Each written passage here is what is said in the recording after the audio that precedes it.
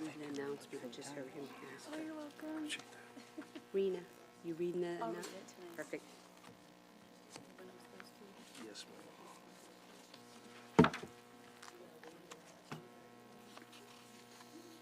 Oh, Lynette can handle that.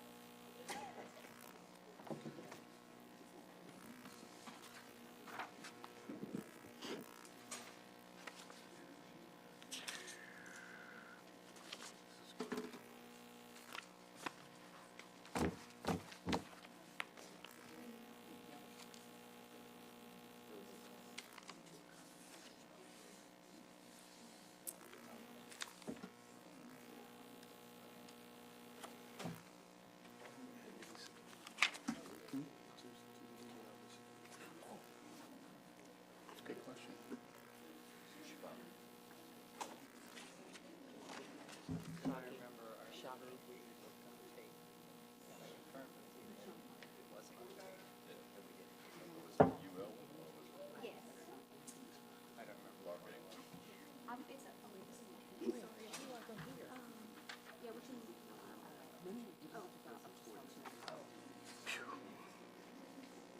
I know. I got this. We got this. It's all good. All right. I'd like to call the meeting into order. Roll call. We have Ms. Arsenault, Mr. Eric, Mr. Rassel, Mr. Moore, Ms. Bradley, Mr. Judge, and Mr. Stewart, our legal counsel. We're going to stand for prayer and a pledge of allegiance.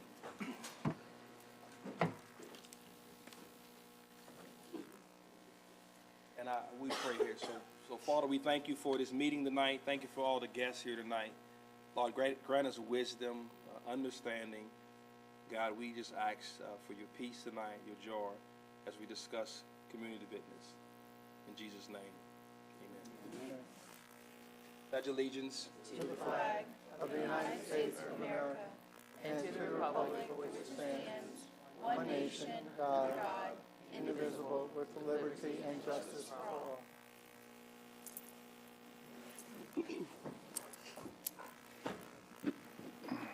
And we're going to have a reading.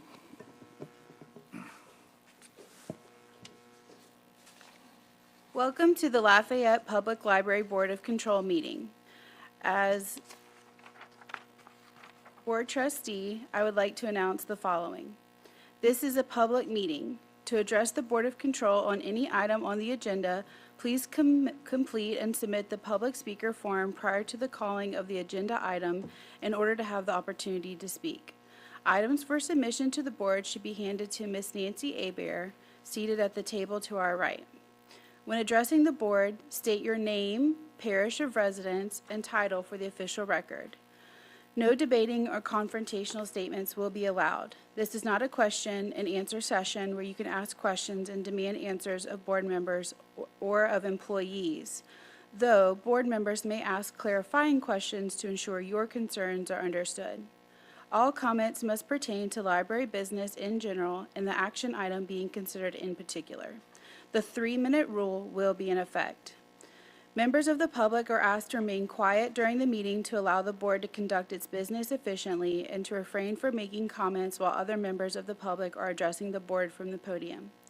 Meeting procedures are governed generally by Robert's Rules of Order, but the presiding officer may deviate from Robert's Rules of Order when necessary, convenient, or desirable for the efficient proceeding of the meeting. Please silence all cell phones and electronic devices. Thank you. Thank you for that. All right, we're going to have our comments from the library board concerning the Northeast Library Committee report. Yes, sir. Ms. Arsenault. Okay. The Northeast Library Committee met last week on Thursday, February the 13th. Although A.B. Rubin and Ken Stansberry are no longer serving on the committee, I was happy to announce that the Library Board of Control President, Mr. Daniel Kelly, appointed Larry Angel to serve on the Northeast Library Committee. The committee now consists of 5 members instead of 6 members. Larry was able to attend his first committee meeting last week. The minutes from the October 17, 2024 and November 21, 2024 committee meetings were approved. There were no minutes to approve for January 2025, as the committee did not meet in January 2025. Our library consultant, Maureen Ort, with 720 Design, was at the meeting last week and made her presentation for her findings using information from the Northeast Library Survey that was on the library's website, the open house meeting, the 3 focus group meetings that were held with citizens in the community, and other data she was able to gather for demographics and needs for the Northeast Library project. The consultant presented 3 options for the committee to review and consider approving to recommend to the Library Board of Control. The plan for option 1 is 20,500 square feet, option 2 is 17,500 square feet, and option 3 is 12,500 square feet. All Library Board of Control members should have received a copy of this presentation, and it was also located on the library's website along with demographic information for the public's review. Option 3 was not an option that any committee member wanted to consider for approval. There was some discussion about option 1 and 2. I did mention to the committee members that a warehouse was part of the original plan for the Northeast Library project, and it was something that I wanted the committee to discuss and approve of adding the warehouse with one of the options that we would approve of for recommendation to the Library Board of Control. Committee members did not want to add a warehouse to the plan because they felt it would take away from the size and funds needed for the Northeast Library project. When asked if the committee should consider approving option 1 and option 2 together and letting the Library Board of Control decide which option they would approve, committee members said no, that they wanted to only recommend option 1 to the Library Board of Control. A motion was made to approve option 1, the 20,500 square foot plan.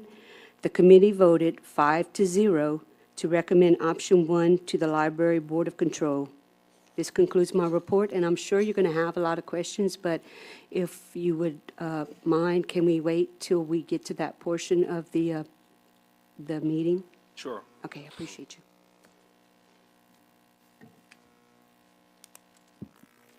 All right, we're going to move on to facilities and financials update.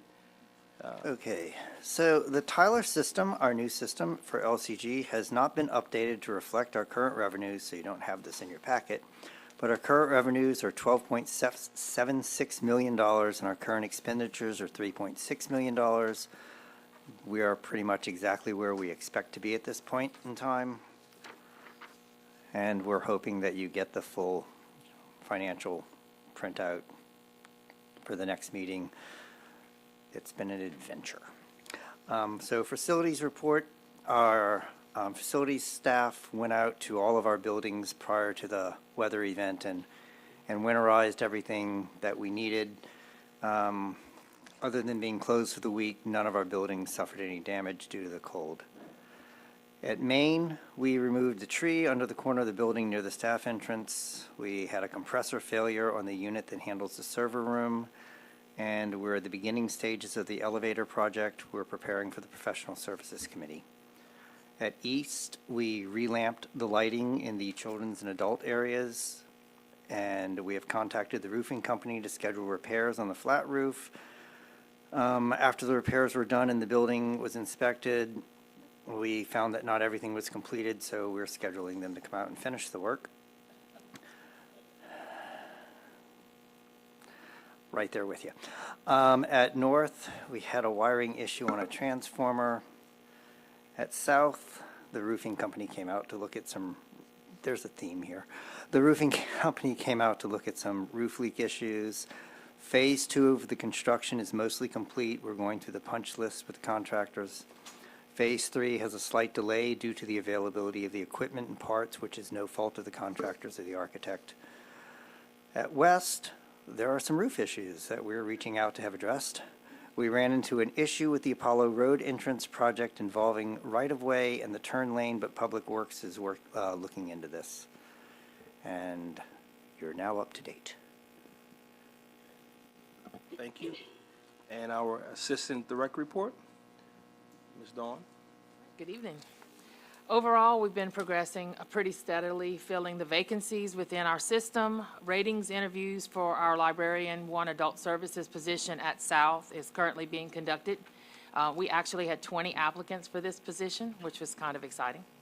We only have 3 additional staff vacancies throughout our whole system. We have 2 LTA 1 positions at North and our library operations manager's position. So very excited about that, being that when I started, we had more than 14 positions vacant. Recent staff changes: Katie Salvador was promoted to LA1 in outreach in January, and she actually started her job today. So that's exciting that our bookmobile staff is fully full and ready to go. Brand new to the system are Jean-Paul Argeron, who joined us in January as a librarian 2 in electronic resources at Maine.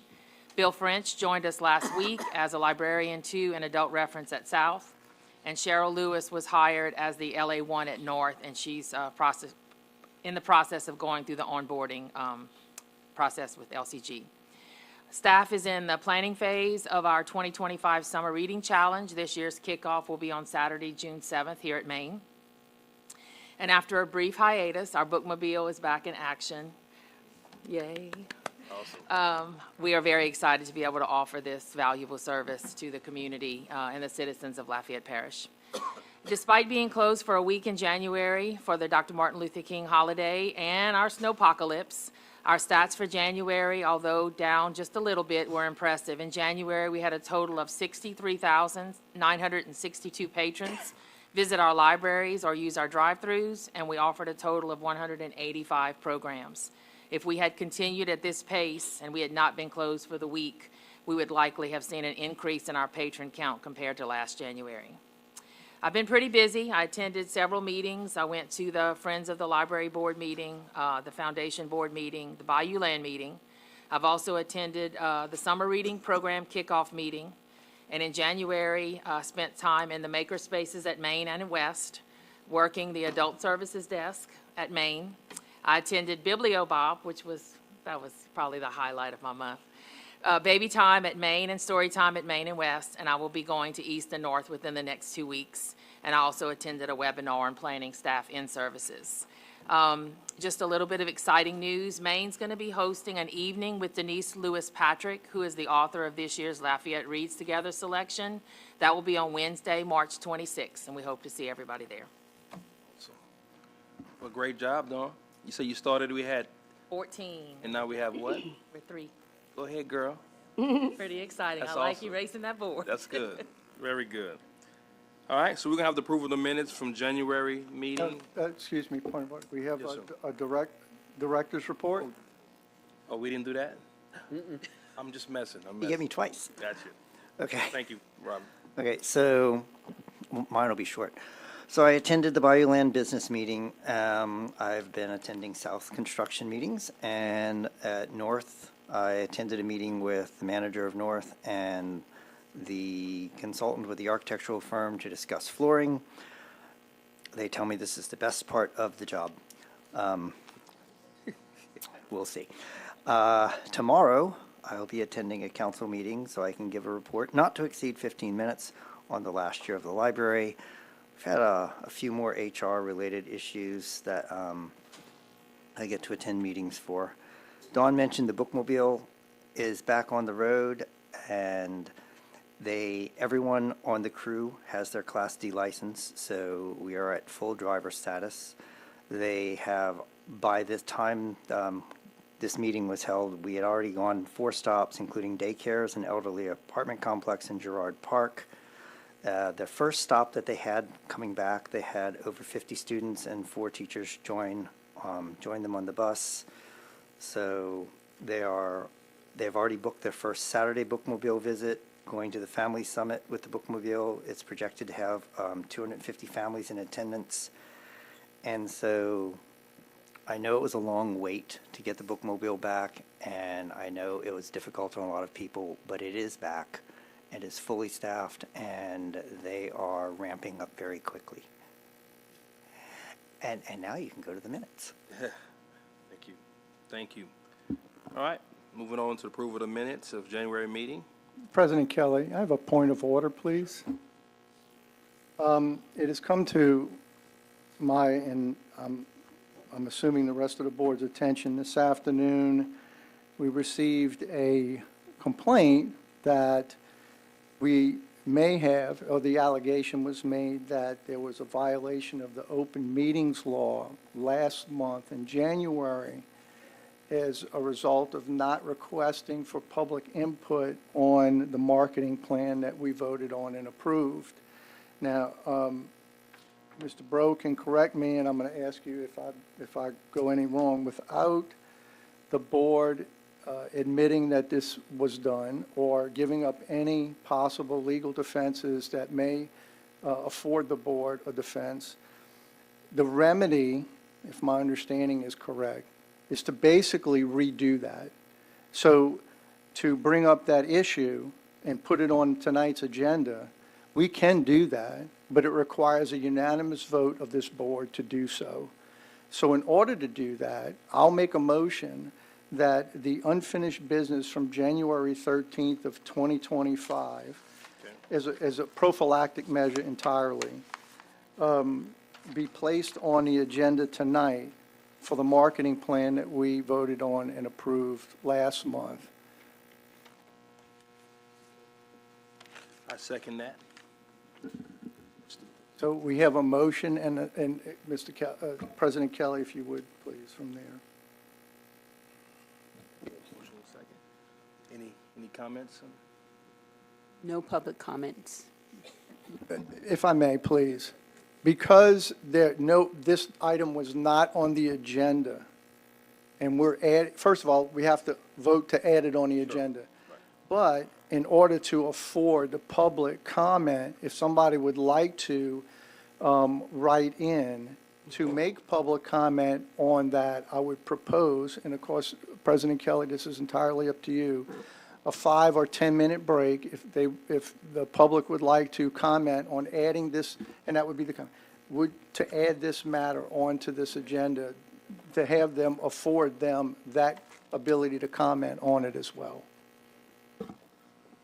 Mr. President, if I may. Yes, sir. I'd also, before we move forward with any of that, I would like to have a verification from our legal counsel that, as stated by Mr. Judge, we are within our bounds.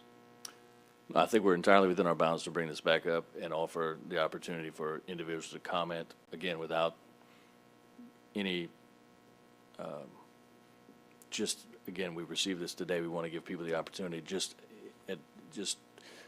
for the fullness of participation. Sure. This was brought to our attention since the past meeting. We have confirmed that there were no public comment cards submitted for that agenda item. But again, just in the spirit of full participation from the public, it definitely can't hurt just to allow it. And, you know, if it was in fact something that was not, if there was no announcement that public comment would be held at that time, then this would certainly be an opportunity for others to participate. Okay. Thank you, Mr. Stewart. Thank you, sir. All right. Okay, so we have a motion and a second. All in favor? Aye. Aye. Point of order. Yes, sir. We need to allow Just take the break. the public to, if they would like to fill out a form and comment, they may, to give them that opportunity before.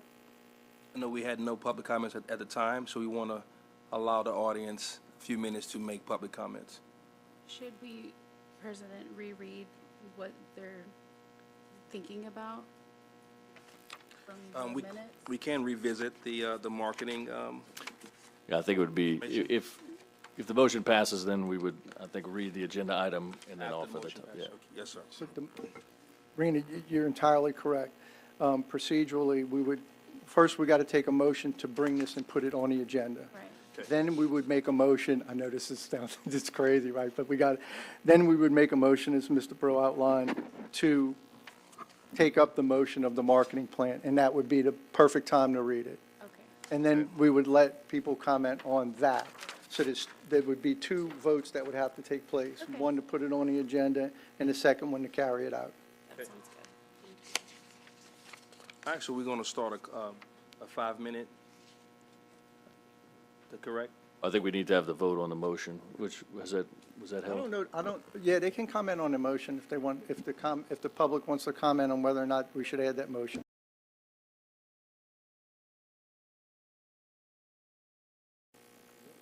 Okay. And it wasn't on the agenda, so there'd be no cards, so if anybody wants to comment. Would anyone like to comment regarding the previous board meeting?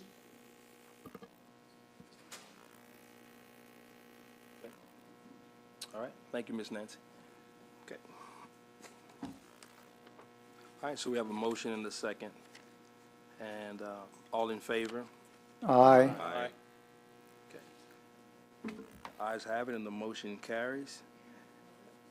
And we're going to, Is there, I guess we should ask, is there anybody opposed?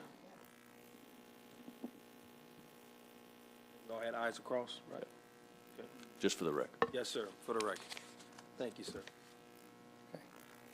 So I'll make a motion now that the marketing plan that was outlined on January 13th meeting and be enacted. And Ms. Rena, you have wisely suggested that we read that out loud. Please, if you would, please, we can go from the minutes. We had, just to kind of clear the house a little bit, or clear the issue, Mr. Gillane, we had asked him to make sure that we gave him the latitude that he needed in order to carry out this plan. So with that said, and we didn't type up the exact details of that, or no, but we have that on, that's on the recording, yes? It's on the recording. We also have, a motion was made by Robert Judge for the board to give the director the permission to submit a proposal to the Professional Services Committee and for the award of a professional services contract related to library marketing and to exercise that contract. That's what's in the minutes. Yeah, okay. So, Ms. Rena, if you would, please. Yes, so at our last meeting, we discussed the library, we asked Mr. Gillane to give the results of him reaching out to the 5 top-rated marketing agencies in the area. 3 agencies met with the library to discuss in-house marketing strengths and weaknesses. The projected cost for a marketing plan would be $7,500. A motion was made by Mr. Robert Judge for the board to give the director the permission to submit a proposal to the Professional Services Committee and for the award of a professional services contract related to library marketing and to exercise that contract. This was seconded by Rena Bradley. The yeas were Mr. Kelly, Mr. Moore, Mr. Judge, Ms. Arsamont, Ms. Bradley, and Mr. Baquette, absent Mr. Pedron. The motion carried. I'll make that motion. Okay. I'll second it. You seconded it. Second. Any comments? No comments. All right, thank you.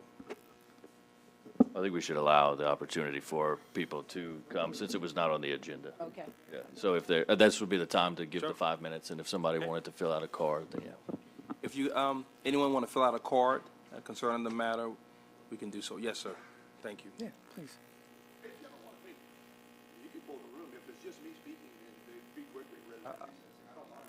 Yeah, come on. Mr. Dion, Follow the for procedure. just completeness sake, if you don't mind, would you please? Yeah, please. You have all. Yeah, that's perfect. No, that's perfect. Please. Is he the only one from the audience that would like to fill out a card? Okay. No one else? You Okay. said you'd fill it out, the rest of it for me. So, no, I just want to say, I want to actually be in support of this. I really think it's a great idea, and I'll tell you from it's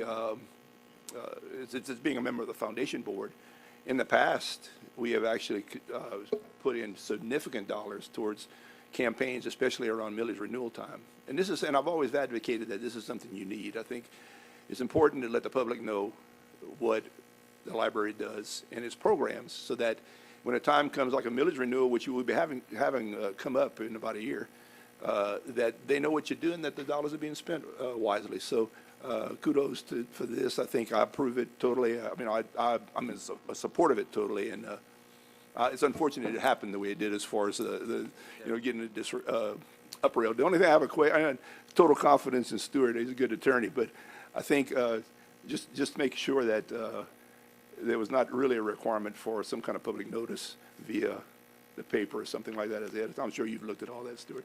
On You don't this, have to answer that. I on know this it's- specific item? Yeah. No, it's within the power of the board to bring matters not on the agenda with a unanimous vote. Great, thank you.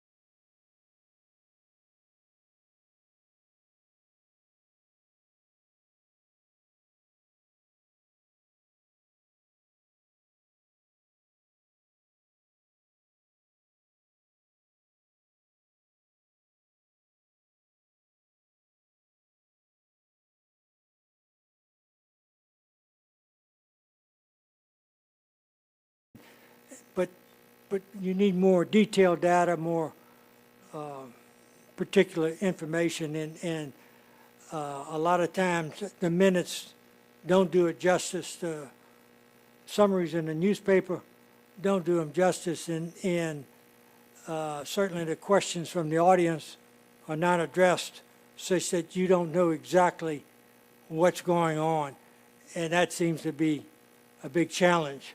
So that's why I kind of like, well, if we had more information coming directly, we'd understand all of this. Thank you. Thank you, Mr. Wayne. Any other comments? End of comments.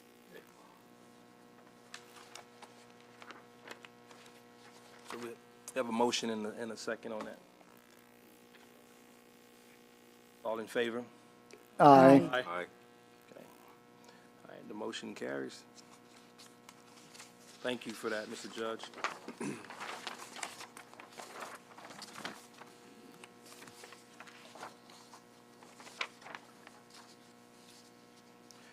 Moving on to discuss new business, library book discard. Approval of minutes. Yeah, we have to approve the minutes. Excuse me, I'm moving fast. All right. Go up to 13. Okay.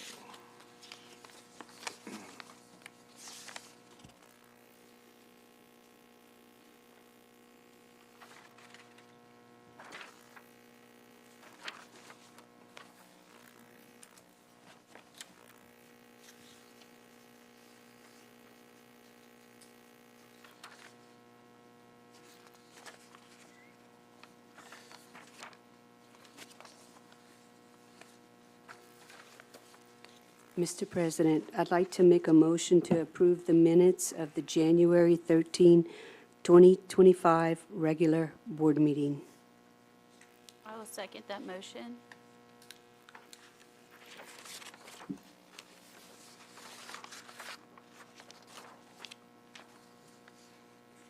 All right, we have a motion and a second to approve the meeting, the minutes for the meeting. All in favor? Mr. President, point of I'm doing it order. again. God dog it. I had an energy drink before I came to the meeting. Okay. Okay. All right. We're going to say something, Mr. Judge. Okay. If there's any Comments? comments from the. Okay. we're No voting. No comments. comments. All right. Got it. I have a motion and a second. All in favor? Aye. Aye. Ayes have it, the motion. For clarity, let's just ask if there are any opposed. Are any opposed? All right, so we doing that on everyone? Okay. Got it. All right. It carries.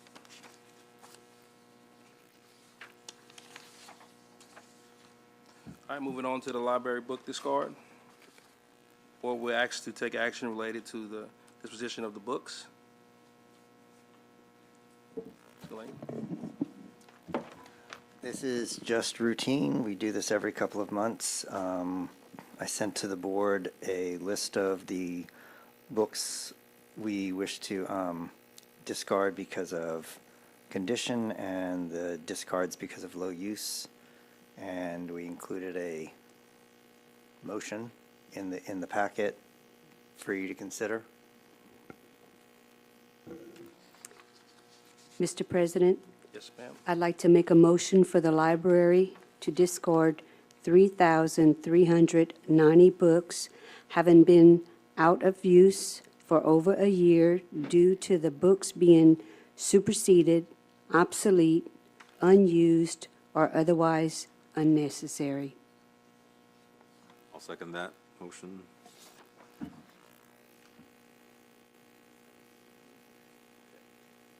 Motion and a second. Any public comment? No comments. All in favor? Aye. Aye. Any opposed? I'm not opposed, but I'm going to abstain, Mr. President. So, yeah. Right. Ayes have it, and the motion carries.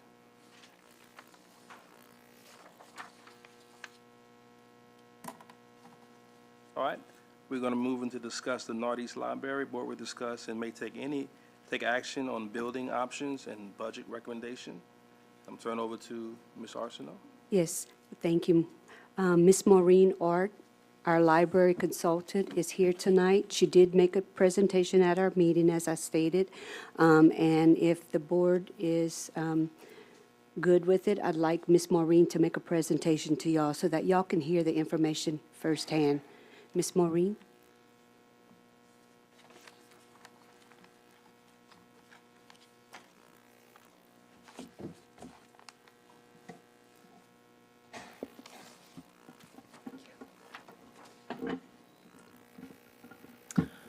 Thank you, Ms. Ella and the board and all of the committee members in attendance today. We are excited to share with you the presentation on the findings for the library space needs for the Northeast Library Branch. I've been meeting with the committee since October, but I haven't had a lot of interaction with the library board, so I wanted to just introduce myself. My name is Maureen Arndt. I am the principal and founder of 720 Design.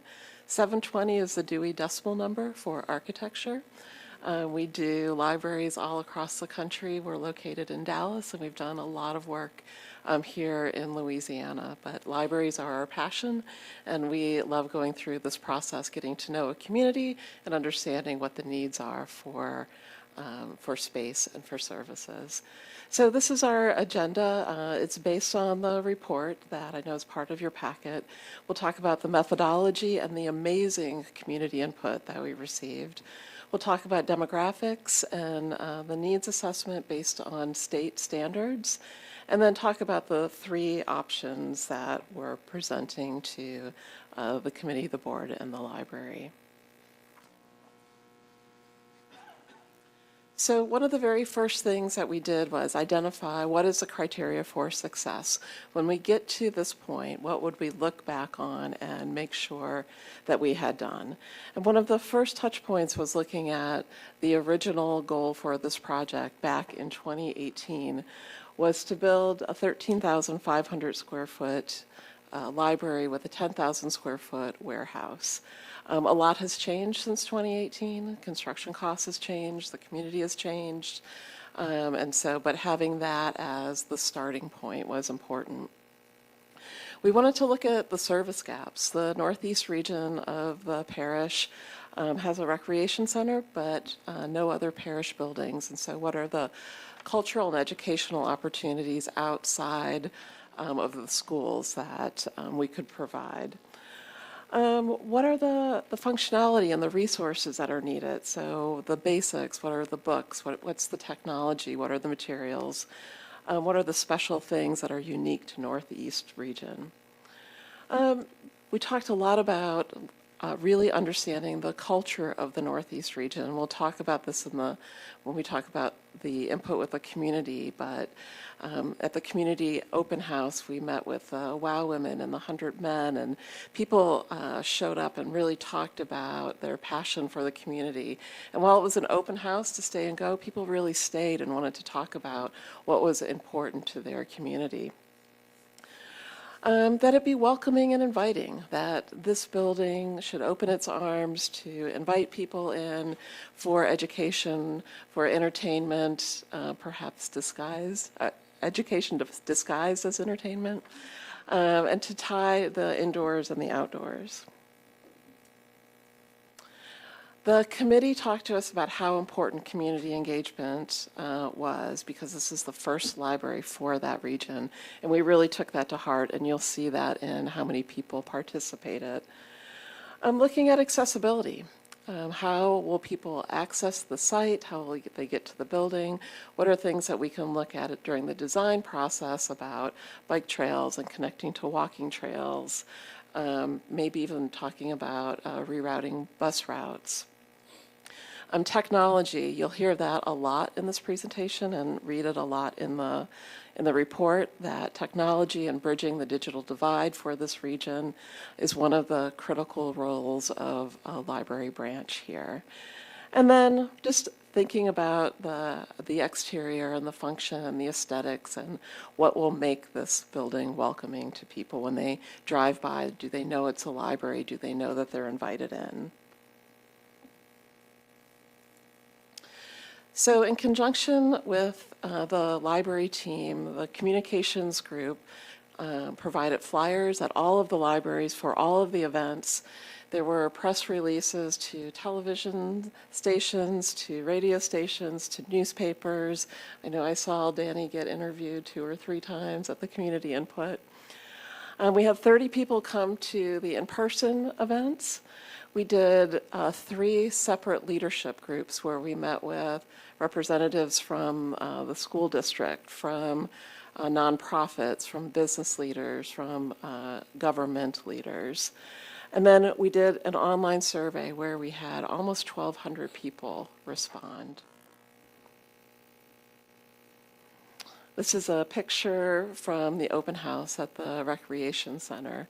And you can see the press is there. People are at the meeting talking about library possibilities. We gave everyone 5 $100 bills to slide into envelopes next to library spaces and services that really made sense to this community. And as part of that, there was a top 10 list of priorities that were developed. Number 1, children, having a dedicated story time and activity space. Number 2, a technology training classroom. So from the very basics, how do you use a mouse? How do you send an email, to Excel and PowerPoint and higher level education opportunities. Number 3 was back to science, technology, engineering, art, and math. This is a library in Canada that has these stations that they roll out, and there's microscopes on them and Jenga, all learning about science and technology and engineering. There was also a lot of comments about exterior spaces because of the location of this site, connecting to the nature preserve, having that opportunity for an outdoor story walk or outdoor walking paths was really important. And then recognizing that it is a beautiful site and there's opportunity for window seats and to take advantage of views. Study rooms, this wasn't surprising in the libraries that we've done across the country. Study rooms are always in the top 10. They're used for studying, for job interviews, for webinars. I've talked to college kids that take classes in the study rooms, Bible study, knitting, quilting. It's an endless number of uses for those types of spaces. And then quiet reading. So back to some of the traditional library spaces of being able to sit and quietly read and contemplate. But also places for the kids to interactively learn, touching and feeling and interacting with words and letters. And then the last two were a tie for number 9 and 10, a music garden. So again, tied to that walking trail and outdoor spaces. And then the last one, makerspace. So a place to be able to learn robotics, learn how to 3D print, some of those workforce development possibilities. From the online survey, we also developed a top 10 list, which is a slightly different order, but you can see it's very similar to the in-person top 10 list. So the community is really on the same page with study rooms, quiet reading, having a place to get a snack. So if kids are coming to the library after school, they can get a little snack and a drink before they start studying or interacting with their peers. More technology, outdoor seating, small groups room, craft rooms. Teen area is number 8, and you'll understand why when we talk about the demographics of who responded to the survey.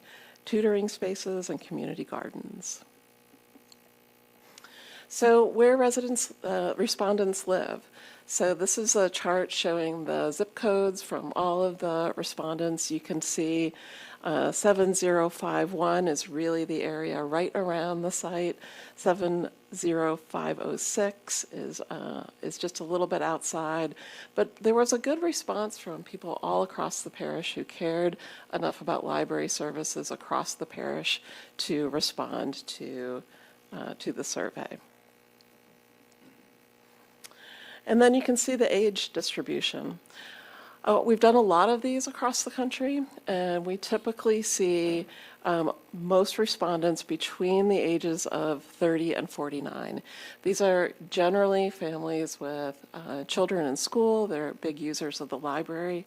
But you can see on this survey, under 18 really rocked the vote. They were off the charts.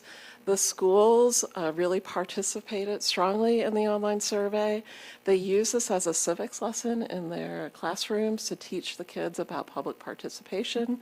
And so this really speaks to why a teen area was so important in the responses, that the teens were really engaged in this process, which is truly amazing. So these are some of the themes from the leadership interviews. So really understanding how a library can help with education, with economic development, with making the region the best place to live that it can be. And what came up over and over again in all 3 of the focus groups was library as a central hub to the community. And we heard that a lot in the in-person open house as well, that this community finds a place to meet, but having a really great place to meet is important. Improved access, we've talked about that, bridging the digital divide, STEM and STEAM, catering to the kids for early childhood learning and tutoring, and creating a venue for celebrating local culture. People were really excited about having cultural events at the library, which is unique to probably not Louisiana, but certainly libraries across the country. And then they also wanted to talk about having natural light and vibrant colors and really celebrating the joy of a library space. And then, of course, is the community leaders balancing ambitions with the budget.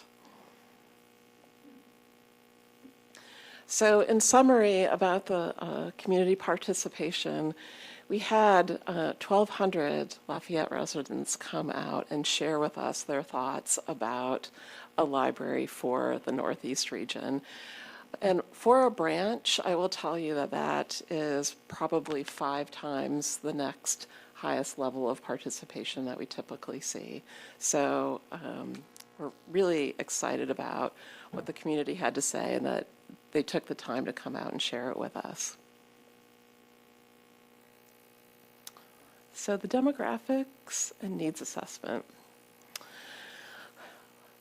A library rule of thumb for service is that people are generally willing to drive 3 miles or 20 minutes for library services.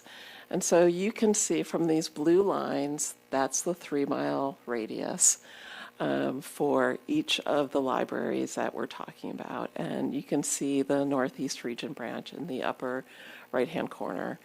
We used ERSI numbers that were provided by the Parish Planning Department to determine a population of about 42,000 people over the next 5 years. We know that the age of people that live in this region is younger than other areas of both Lafayette and Louisiana, that it's about 73% Black and 21% white, so a really diverse community. The high school graduation rate is a little bit lower than Lafayette, and so the bachelor's degree rate is also a little bit lower. And so this talks to that real need for educational opportunities in the region. And then related to education, the household income is significantly lower than the rest of Louisiana. And so speaking again to the need for library services, the digital divide. We also reference the state standards. These are the collection numbers based on a 3-tiered standard that the state of Louisiana has for collection size. And we did use the 3-mile radius, although we show all 5, the 1, the 3, and the 5-mile. We also look at public access computers based on the standards. So in addition to looking at the standards, because this region is a little different, we also looked at what are other libraries in the parish doing in terms of technology. So at a 3-mile radius population, we're looking at, and we don't want to do the lowest number because we know technology is really important to this community. We need between 28 and 43 public computers. And you can see we haven't gotten to all of the options yet, but the options all fall within that range between 22 and 34. And then we've included this standard as well. This is the standard for programming from the state of Louisiana. It doesn't have space and staff and services are all interconnected. And while this only talks about the number of events and programs that happen, the number of events and programs also affect the size of the room and the number of staff. And so thinking about these 3 levels that the state identifies for programming services.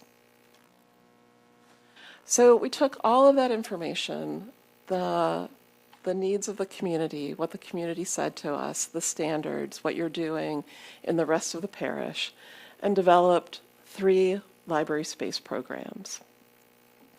Option 1, the largest program, is the full wish list program. It has a 60-person community room that could be divisible. It has a multi-purpose classroom that could be used for technology training. It has 7 small group study rooms, a quiet reading room, the highest level of public computers, and dedicated staff space to provide all of the services. Option 2 provides most of the community needs from their top 10 list. It meets the Louisiana State Collection standards. It still has a large community room and a multi-purpose classroom. It has a smaller number of study rooms, 4 instead of 7. It has 24 PCs instead of 36, and it has a slightly reduced staff space. And option 3 at 12,500 square feet is the option that meets the budget that was set in 2018. It does meet the state collection standards. It has a smaller community room. It does not have a public multi-purpose classroom for technology training. It only has 2 study rooms. It has the lowest number of technology and a much reduced staff space in order to meet the budget from 2018.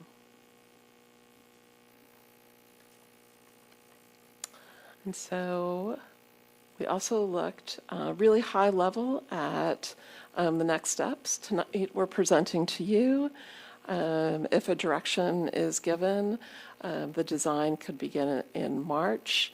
We can finish the design by the early spring of 2026.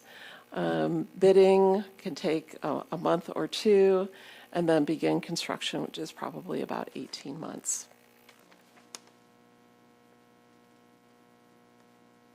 And with that, we'll open it up for any questions.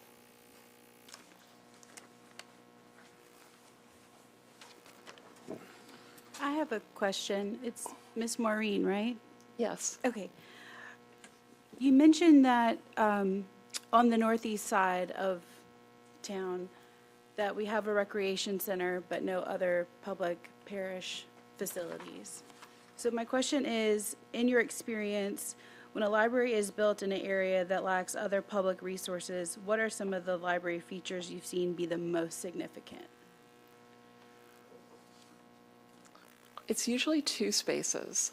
The two spaces when we're building a library in a community that doesn't have one that are most important are generally the big community room, because meeting spaces are at a shortage in lots of communities, and this one seems to be similar in that case. So that's why that top level had so many different types of meeting spaces. That thinking of this library as a community hub, having lots of ways for the community to use the space for educational and cultural events was a priority. Thank you. Mm-hmm.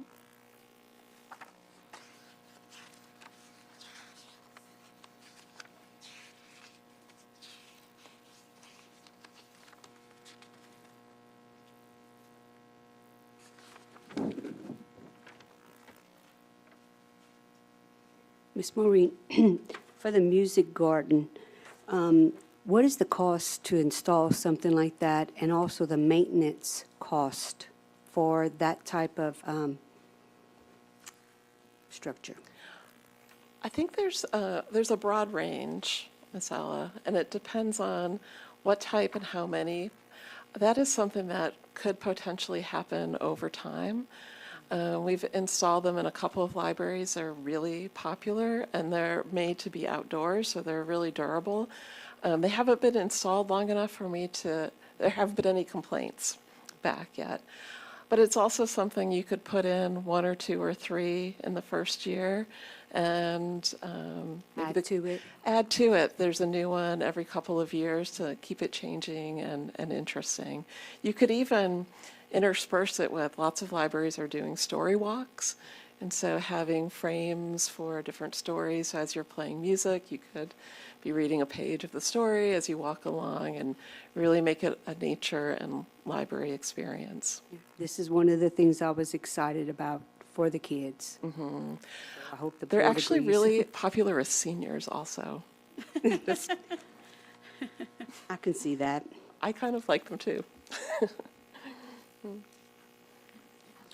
Maureen, I have a question or two, and I want to thank you and your team for doing a fantastic job, Ms. Ella, the whole committee that really worked hard, and I'm really excited to hear the engagement that we saw from the public and just everyone that was so concerned and wanting to make sure that we do what's right for our Lafayette Public Library system in our community. With that, I got this spreadsheet here. I don't know, did your team put that together, or is that something Mr. Gillane and our team put together in-house? Ella gave us the framework, and my staff. Ella gave us the framework, and my staff put it together. Okay. Well, then you can please feel free to chime in. Obviously, you've done a lot of studying, and Mr. Gillane, maybe you can give me a little bit of feedback. I love hearing all of the public's perspective and their desire for what they think we need in this library. From a responsibilities perspective, I like for the numbers to really be able to speak to us. Knowing that we're not a massive library system, but we do have many branches around the city.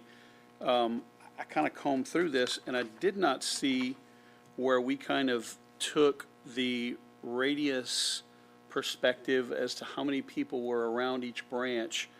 And my question, first off, directly would be the population that's listed here, is that a 1 mile, 3 mile, 5 mile population on this spreadsheet? Do y'all know?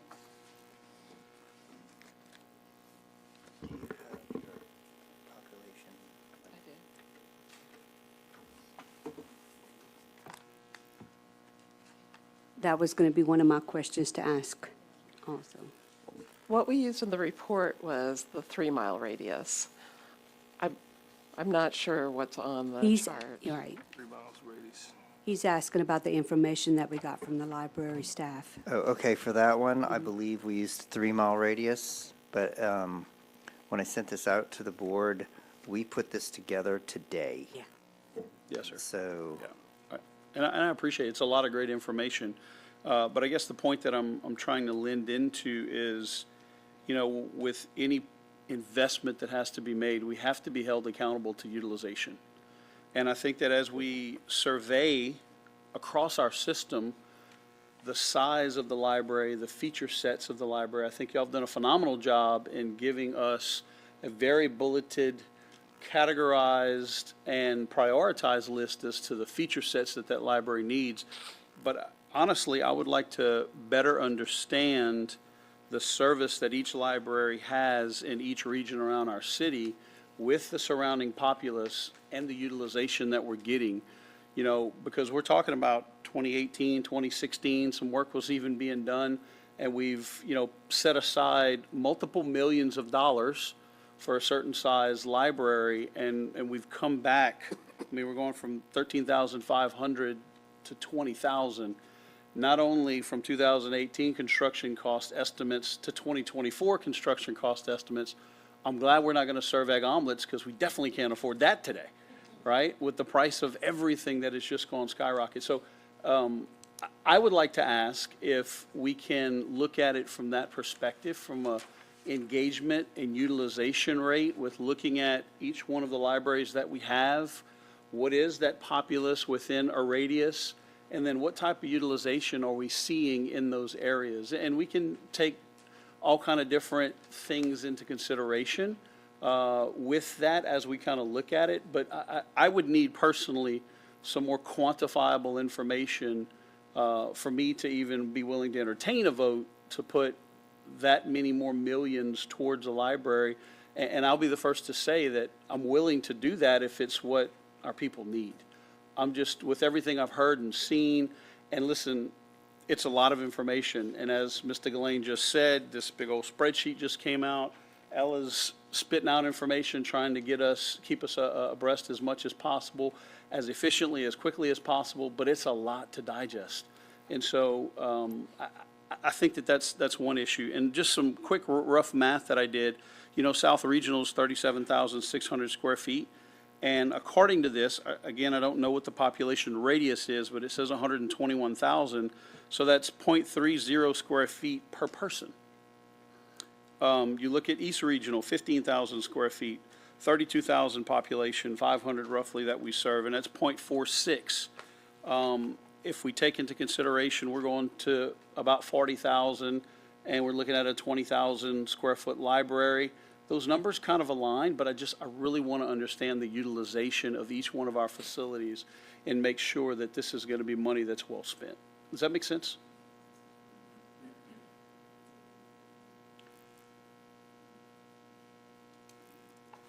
Mr. President, may I make a comment? Yes, yes, ma'am. Okay. In regard to Mr. Moore's statement, I would like to point out that this side of the corridor does not have a library. And it is a very large population, or else this wouldn't have been proposed initially in 2018. But I also want to come back to the survey responses of those that are under 18 who were engaged.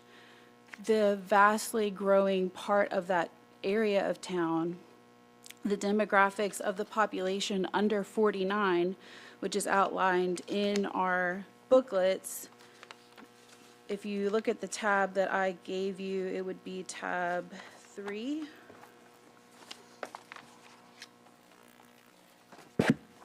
we have 55% of the population under 39, so this is growing. So if we look at the consideration of utilization currently, I don't know that that would give us as good of an answer that we may feel we need to be confident in this vote by the time this library opens in 2027 or 2028. The fact remains that this has been an ongoing discussion and consideration, and the public is here. They are ready for us to make this decision, and I know it's a hefty one, but that's what's entailed as a public servant. And so I'd like to pay respect to those that have really dedicated a lot of time into advocating for this. I agree with where you're coming from, but I'm concerned that if we only look at utilization, particularly if you look at the vast difference of South Regional, it's 37,000 square feet, and this is our max consideration today is 20,000. I mean, that's a third in reduction of size, and this would be the only library on that side of the corridor. So I'll just leave it at that. I appreciate that, Ms. Rena. I would also like to comment that it's serving 121,000 people as well. So it's And what's it's a our much population larger- for the northeast corridor? The northeast From what side? we're looking at in the 40,000 range. Is that considered travel from outside of a 5-mile radius? I think that was the 3 mile, is that correct? 3 miles, so that's not even considering a 5-mile radius. And again, I don't know what this radius is considering, but it's still 3 times the amount of people that's being served by 37,000. And I'm not Currently, disagreeing. yeah, currently, it's growing, Yeah, though. I'm not disagreeing. And I'd also would like to look at the numbers from a perspective of what is the increased construction cost, not only for the additional space, but also in 2024, as well as what is the increase in operational cost? Because obviously, we're going to a much larger facility, and so we look at, the number of personnel that we have working at the 37,000 square foot facility is 27 versus 12 is 13. So I just believe, from my perspective, I would like to see a lot more support from an operational cost, a utilization rate, to be able to better make a decision and make sure that this is the right thing. Because I'm not saying I'm against it, I'm just saying I don't feel I have all the data to be able to make an informed decision at this point. Mr. President, may I be recognized, please? Thank you. I was very impressed with all of the hard work that's been done. As y'all remember, some time ago, it might have even been as early as sometime in 2021, we'd have to go back and look at the minutes, this board, I shouldn't say this board, because at the time, I'm the only one who was on the board then, but kind of got this ball rolling and began to get this ball rolling from the 2018, 2019, when, and this actually, it was a contract that was signed in 2019 by the then mayor, Joel Robideau, to begin this project, but it didn't go anywhere, it sat. And then we moved this forward. One of the things that I did, and just a little research, and these numbers, these demographics are very important, and as you noted, South and Maine are the 2 largest libraries by far. If anyone's been out to Apollo Drive, there is a lot of construction, a lot of new housing in that area, Youngsville, et cetera. There were 2 articles that were written in the last year from 2023. I can't believe I'm quoting a newspaper.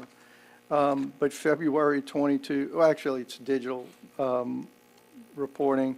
This was from the Current, and it talks about the Lafayette's population donut is growing.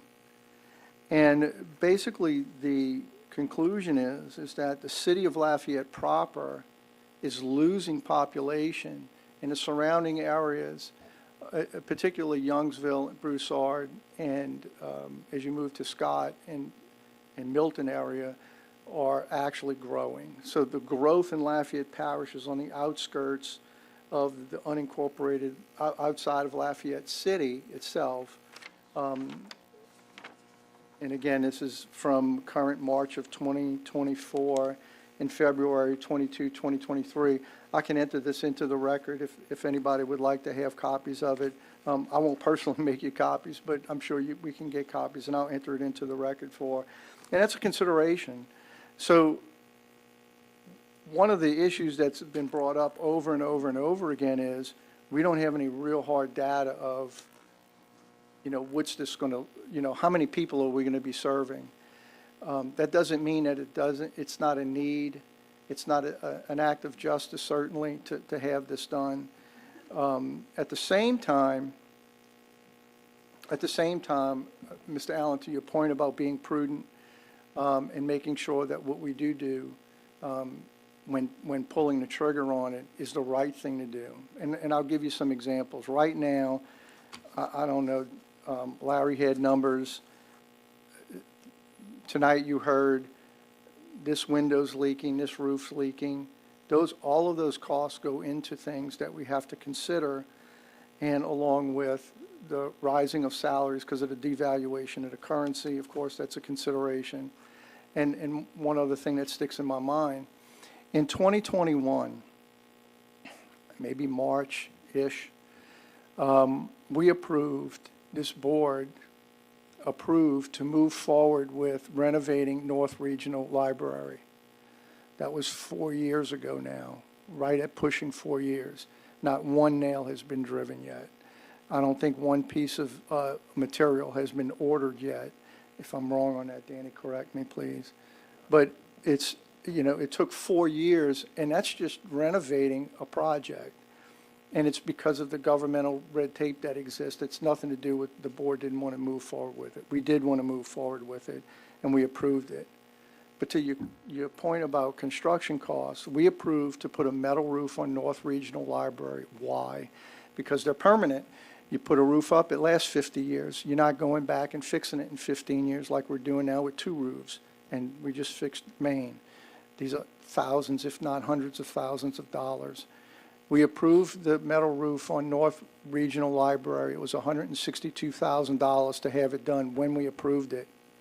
The last time the architect met with us sometime last year, and I can't remember the exact date, it was over $325,000. I think it was almost $360,000. It more than doubled in cost.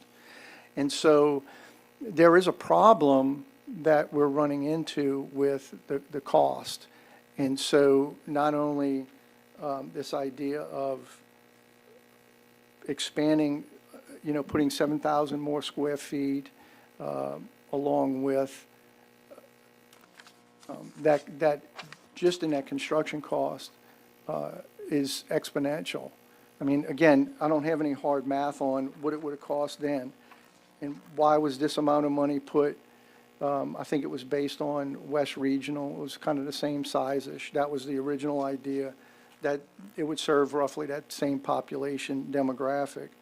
But the truth is that as far as population growth, that's not an area of expansive growth. The expansive growth in Lafayette Parish, at least according to this article, and I'm assuming they got their demographics from reliable sources, I'm assuming, is in Youngsville, Broussard, and we know that. We can drive around the city and see it. Again, that doesn't mean that this doesn't need to be done. I wouldn't have rolled the ball down the hill if it didn't need to be done. It needs to be done, but it needs to be done right. It needs to be done prudently. And the report that we got from the committee was 4 days ago.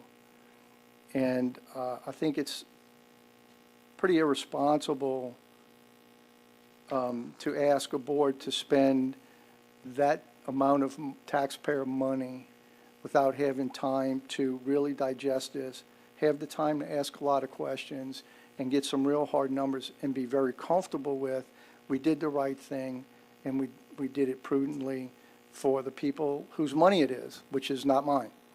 A little bit of it's mine, but not all of it's mine, right? It belongs to everybody, every person who pays taxes in the city, in the parish of Lafayette, it belongs to them. And that's where we got it from. And we want to show that we did the right thing by them from everyone concerned. And that's one of the issues, right, is what are the top priorities of the community to make sure that's incorporated into the design so that it reflects that community, and adhering to a budget that we have and what's available to us. Mr. President, may I make a comment? In regard to the growth on the southern side of the parish, that is not deniable, and I appreciate Mr. Judge's input and his information on that. I would like to come back to a point that was made by Ms. Maureen about how the northeast side does not have any public recreational sort of facilities other than one. So when we consider reducing the size of the square feet, sure, there may be some sort of consideration that the population may not need the library in terms of the books, but it's a central hub. It's not just a place of checking in and out books. It's a place of computer access, charging your phone, letting kids have adequate access. To say that the northeast side is not growing, or at least it's not growing at the same rate as the south side, I think it's frustrating probably for a lot of people in this room to hear, because they see it growing. I drive past it every day because I live on the north side. And so my alternative perspective would be, it's not 20,000 or 17,000 square feet that's too much for a small population. It's the only square feet for that population. Mr. President, may I clarify something on this page? Okay, so, Excuse me, this? yes, sir. Thank you. So the population that we've been talking about for the Northeast Library is the 3-mile radius. The population you're looking at on the giant spreadsheet, so for East Regional, it's actually the combined population of Broussard and Youngsville. It's not a radius. For Maine, Chenier, and South Regional, it is the population of the city of Lafayette. It is not a 3-mile radius. To give you some perspective, we are 7.5 miles away from South Regional at the moment. West Regional is the population of Scott. Milton is the census designated place population, and Doosan is the population of Doosan. When we were putting this together today, I assembled as many people as I could who could get the information, and I did not, Ella and I did not spend a lot of time talking about this. There was a lot going on, so we did not do radius. We could do that, but that is not what we actually did. So I just wanted to clarify so that you can compare apples to apples. Yeah, thank you. Mr. President, may I make a comment? Danny, thank you for that. Ms. Bradley, thank you. I certainly acknowledge that, and I want to be crystal clear about my position. I think this board, before even I was on it, back whenever Mr. Judge was one of the only that are still remaining, I think the fiscal responsibility that this board has exerted has put the library in a phenomenal place. Our financials are public. We have a very healthy fund balance. If the data comes back and says that we need to have a 25,000 square foot library, I'm in favor of that. I'm not trying to minimize anything. I'm trying to make sure that we are providing the best service to our parish as we possibly can while showing financial austerity. Because that is what's going to ensure the longevity of this library system for generations to come. And if we just go through a beautifully put together presentation with a lot of work, but I don't have clarity, then I can't lay my head on my pillow at night and know that I did the right thing with your money and my money for our children, and making sure that our library system is going to be here for generations to come. So I wanted to clearly state that's my position. I just don't feel like I have enough data and information, and it may be in there because a lot has come in the last week. I just don't feel like I have that proper information at this point in time. And Mr. Glane, I would like to look at that utilization in those radiuses to get a better idea of exactly what we need, if you don't mind, please. Thank you. Mr. President, may I be recognized? Mr. Gillane, may I ask you, can we afford the 20,000 square foot library? Construction? Sure. Yes. Thank you. Okay, one thing we have to remember is that it's not just this library that we're building that this board is charged with overseeing. It's going to be 10 libraries. And so I do appreciate, Mr. Moore, your, what you stated, because I'm like you, I need to see things laid out. And I like to see them side by side, because you can talk about one thing here, you can talk about one thing here, but if, and that's awesome, good, I'm gonna understand it, but when I'm gonna go back to think about it, when it's side by side, there's no doubt what I'm gonna remember, because it's right there for us to see. So I do appreciate you saying that, and that is one of the reasons that I did ask for this information. And I apologize that it came late, but it was something that I had thought, okay, with the committee meeting, there was not enough clarity for me after that meeting, and I wanted to see information side by side, so that's why I reached out to Mr. Gillane to ask him to give us that information. And I'd like to, when we move forward doing things as a committee, or, excuse me, as a board, I want to see side by side information. It helps us, you know, understand what we're asked to vote on.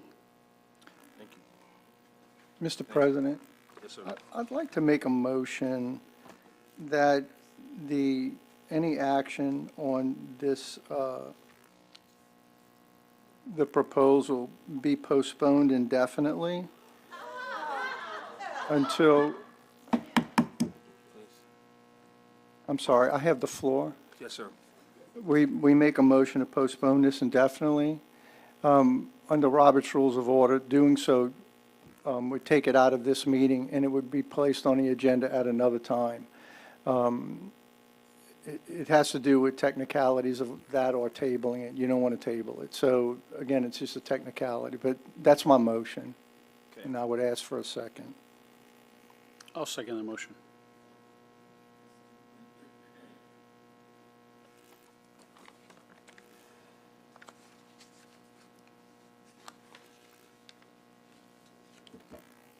Mr. Danny,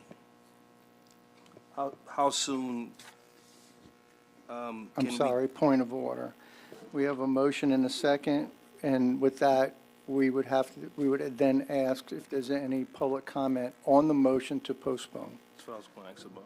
Yeah, and then from there, we would, and then that's all, the comment would just be on that motion, not on the particulars of the library itself. Okay. Okay.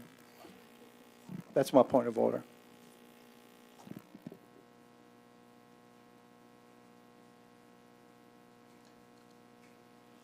Mr. President, can we still do questions?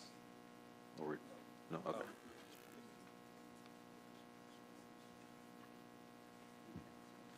No, the postpone, there's no discussion on the postpone indefinitely. It just goes to a vote. Why is there no discussion? Because it's, because of the nature of the motion.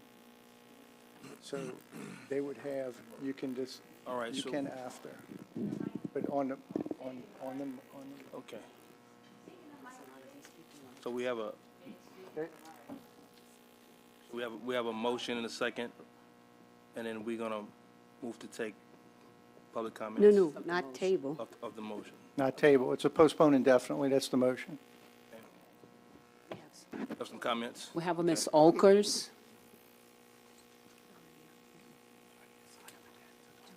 First, I would be remiss if I didn't congratulate Matthew Humphreys for fighting the good fight for over 3 years. Point of order. He got, Point of excuse me, order. go northeast. Point of got, order. go northeast. Ma'am? He got vindication and an apology from the judge from a clear First Point of Amendment order. violation. Point Go, of Matthew. order. I of strongly order. recommend that we do not delay indefinitely this ruling. Let me correct something that Mr. Judge said, or let me just say something that Mr. Judge didn't say. Northeast has been waiting since 2011. It's not going to get cheaper. I don't know if you know, but the United States has put a madman in the presidential election. So what I say... Point of order. Point of order. Point Let of me order. tell you something. The motion is to Since to 2011, postpone, and that's it. my neighborhood has been waiting Yes for or this no? library. 2011. Ma'am, thank you. Thank you so much. Thank you so much, Ms. Maureen, for being here. We appreciate you. Pablo Mejia.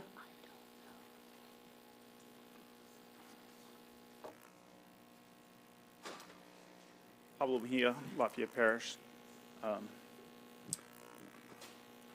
I've been coming to this board meetings for a few years now, and this is all addressing your motion. Okay, so let me be clear about that. This is the second committee related to the Northeast Regional Library that has happened just in the time that I've been here. Not since 2011, so I mean that's 14 years. Okay. Tabling this indefinitely, okay? You guys are saying, oh, construction costs are increasing. They've been increasing since 2011. You say that you need additional information. This is the second committee. It shows an utter lack of respect for the citizens of this parish that you form committees, that you do not give an agenda or a charter to collect the information you feel that you actually need to make a decision.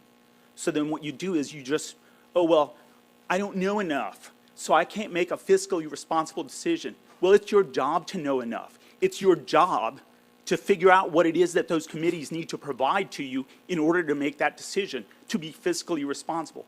I can tell you what's not fiscally responsible. What you continue to do, which is just delay.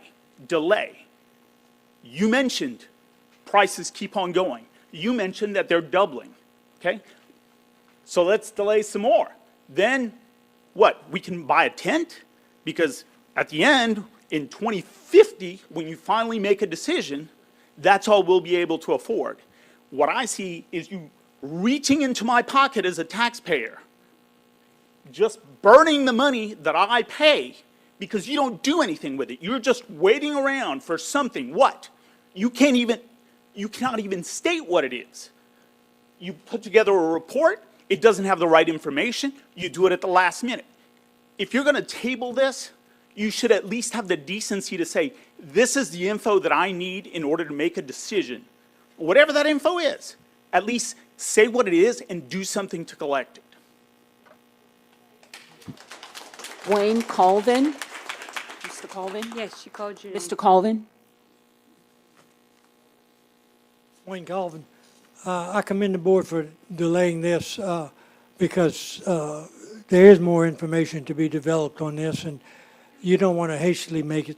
You know, the final committee meeting was just a few days ago, and then I understand y'all were handed additional information just, I don't know, today, yesterday, or when, and, you know, the public hadn't even seen that information.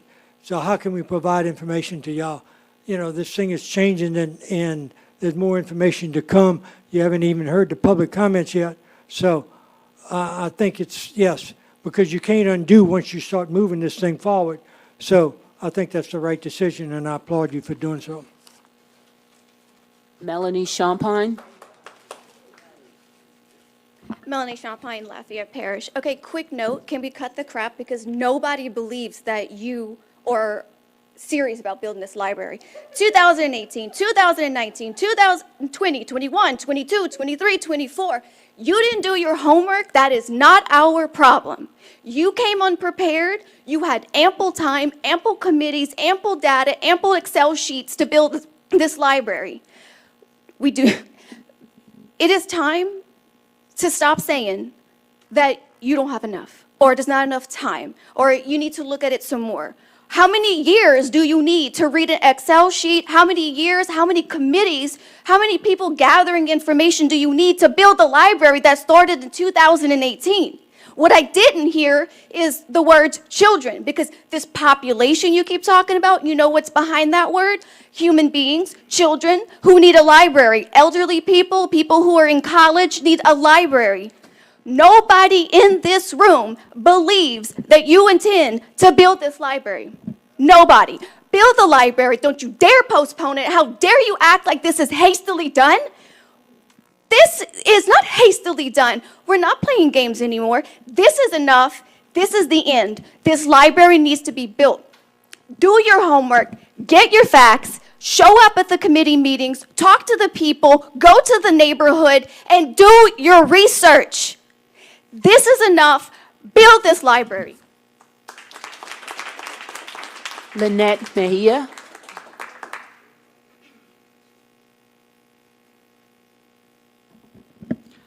Lynette Mejia, Lafayette Parish.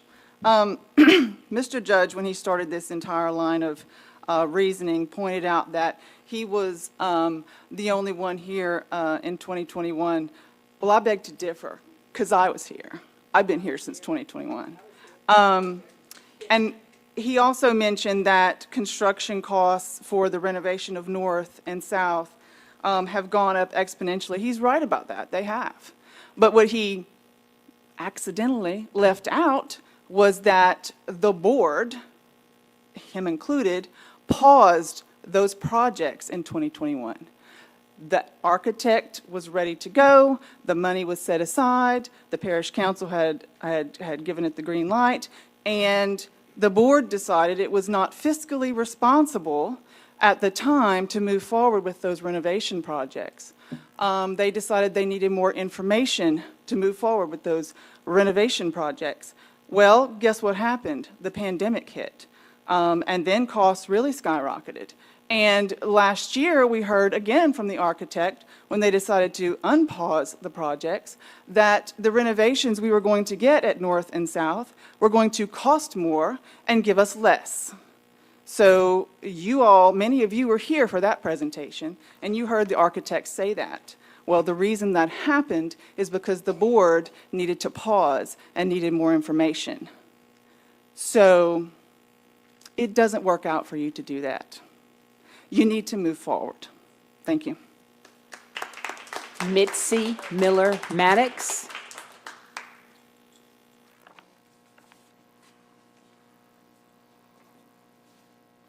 Hello, Mitzi Miller Maddox, Lafayette Parish, parish taxpayer.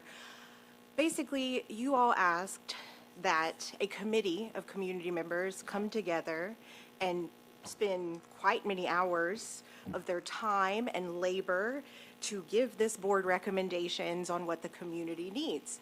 You asked the community to come out and use their time and labor to let you know what they need. It's incredibly frustrating to hear Mr. Moore talk about how, you know, the community can want, but it is for him to decide what the community needs. That is like talking to a child. That is ridiculous. I have some suspicions on why he feels it's appropriate to speak that way about a certain community, but, you know, whatever, let's go. I think that we have had literal years. I am a member of a committee, and when I go to my committee member meetings, I look at the agenda prior to going to the meeting, and I educate myself on the things that we're going to be talking about. And I think that that is a base level responsibility of a committee member or a board member to learn prior to coming to the meeting, because now you have asked the community to come out and speak about this, and you're wasting our time and labor. So because for whatever reason, you feel like your time is more important than ours. And I am here to tell you, it is absolutely not. So do what you all asked to be on this board, so do the work. You've had literal years since 2018 to find this information. How are we still doing this? I think we know quite well why we're still doing this, but I can tell you that we don't accept that. So go ahead, you know, kick the can down the road, continue to do this, because you people are pathetic. That's it. Goodbye. Nurika Ross.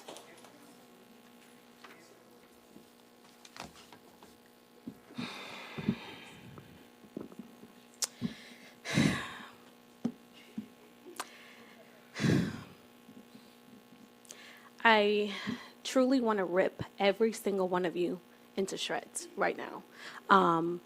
It's very, very disappointing. Ironically, you guys could develop a document very hastily and submit it the day of with data that you guys were able to put together. However, you keep saying you need more data. How come you can provide documents and produce data when it suits you, but you can't find and work together and work hastily to find the data that would help us get a library? It doesn't make any sense. And your fallacy is flawed, sir. There's a fallacy called appeal to ignorance. You can look up the definition of it. And you also have another flawed fallacy. You keep mentioning eggs. Eggs are irrelevant. $1 today is worth more than $1 tomorrow, because tomorrow in my community never comes. I find it fascinating the parish council had to force Robert Drudge to buy the land on my side. The parish council had to force you to do something you were supposed to do. I'm not sure where your allegiance lie, but building a library in my community shouldn't be about politics. Supporting a library in my community is about the community. Fairness is more important. It's not about politics. And what irritates me the most, I'm going to refrain from saying that. I'm going to be very kind. But I served on the Northeast Library committee that we put together. You served on it with other members who resigned, like Doug Palimbo and various others. I think that was back in 2021. We had the data, we had the funds, we had everything to build a library, yet you dissolved the committee without informing anyone for no reason, and then you still tell them we don't have enough data. We have enough data. We have someone who's qualified and literally said out his mouth, we have the funding for a library, yet you still state we don't have enough data. Ironically, we have millions of dollars for a library today, and you keep delaying this, and then tomorrow will never come. We're not going to have a library, and you're going to still be saying we need more data. I'm very disappointed because of one simple thing. I'm really trying to be kind because I'm supposed to be addressing your motion, and you're trying to delay this, and we all know your motive here. You don't intend to give us what we need. You want to give us what you want us to have, and it's That's very false. disappointing. Oh, you're addressing me. I want my time back. I want my time back. I find it fascinating. Since we want to break rules, I love this. This is what gets me excited. I love people who can break the rules. So, Marika, behind you. that's fine. That's fine. I'm not intimidated. Mr. I want President. my time back. He spoke. He wasn't allowed to speak. I want my time back. That's all. I want my time back. He addressed me. I find it fascinating. He didn't address anyone else who spoke prior to me. I deserve and demand respect. I was giving 3 minutes, and you interrupted me. That's not fair. That's not Robert's Rule of Order. Yes, we're going to give you another minute, please. Yeah, I want my other minute. Thank you. I appreciate it. We can stand here, and that's all I want is the respect I demand. So, you want us to follow the rules? I would like for you to follow the rules. So I'll stand here for that 1 minute, happily. Don't talk when I'm speaking.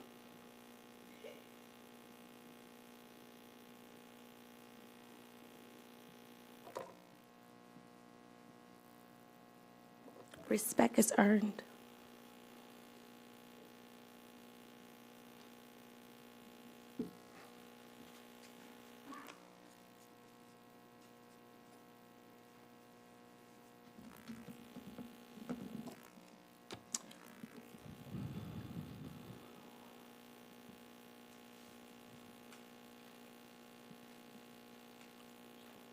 That's how my community feels when you give us false promises. Thank you. Have a blessed one.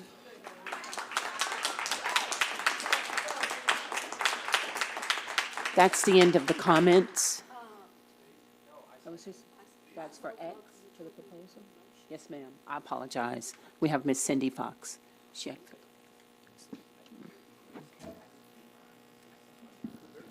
I cannot believe that I'm standing up here once again while you stall and lie.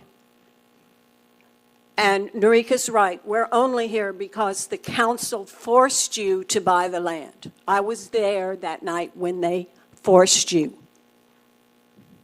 This is enough. I've been here since 2021, watching the same things happen over and over. I was at the meeting, the committee meeting on Thursday. I listened.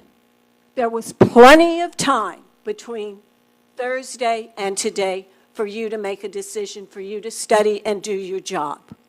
This is ridiculous, and we know what it really means. You never intended to build a library on the Northeast. I live within walking distance of a beautiful library in Scott. Everybody deserves a library.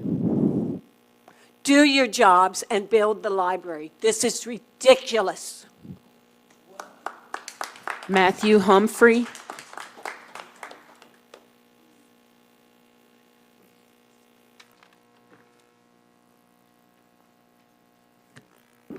At this point, I only know him. I don't know any of you guys. I haven't been here in 3 years. The reasons why you guys will find out in open comment, because I definitely don't want to have Robert call his rules of orders on me. I haven't been here in 3 years because he used the police to arrest me. We're going to talk all about that in public comment, and you guys should watch KLFY tonight. But what I wanted to say originally when I decided to come up here, I wasn't sure what I was going to say, but I just think it's really funny that you just called the cops in on an angry black woman who just wants a library. Like, dude really said get the cops because an angry black lady said I want to rip you all to shreds. Like you don't understand irony, like you're not a science professor. God. Okay, everything that they said is true. First, I want to establish that. Everything that everybody else said is true. Okay, and you said you'd been here since 2021, and you said you'd been here since 20-something.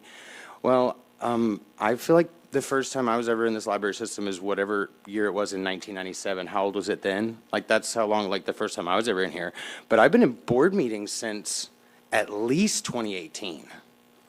And I remember when they were in this tiny little office on the other side, and we could probably go walk there if you guys want to do, like, a field trip at some point. But the business was just business. Like, it was like this little cafeteria, honestly, thing. Because y'all have events in here, there's like a kitchen in here, right? Yeah, they had a long table, maybe two. And you know who was always there? Michael Lunsford. Ring a bell? Watch KLFY tonight. You're going to make all the connections. And I don't know if all of you were in on it. Like, I know you signed with a bunch of reverends against Drag Queen Storytime. Right, but I don't really know anybody else. I don't know anybody else. But that's literally what he does, is he implemented Point of order. This nonsense to delay it. President, point of order. It's all about the delay. It's all about the amendment. It's about the delay. I've been here for 6 years worth of board. Yep. Also, I just got exonerated by a judge over calling the police. Do you want to call the police in because of an angry gay man? Let's do that. So yes, I have been here going to board meetings for 6 years. I know all about the library operations because I was dumped on the streets here in Lafayette at 17 years old. And sometimes the library was the only safe space for me to go. Now, you might not like me because I'm gay and I have a big mouth, but I was a little kid at one point who needed a safe space from parents who beat me and a church that kicked me out. I hang that cross around my neck regularly. We need a library in my hood. I have so much stake in the game because I lived 3 blocks away from it the night I was arrested, the last library board meeting I came to 3 years ago. The north side is very dear to me, and the little black families and little brown families and all the little white families who sometimes have little gay people in them, they all matter to me, and they need a library. Now, we have all this opportunity with Buc-ee's coming in and all the developments. We need a big library. Andrew Duyon.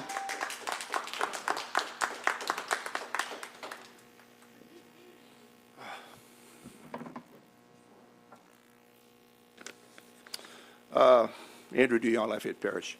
I must say, I feel like a fool. Why? Because I had some trust in some of you people.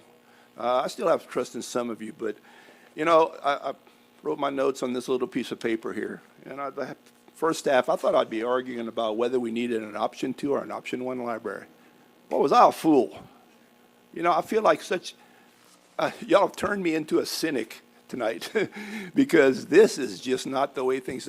You appoint not just 1, but 2 boards, and you put them to work, and you don't show up for any of their committee meetings, by the way. You set up 2 committees.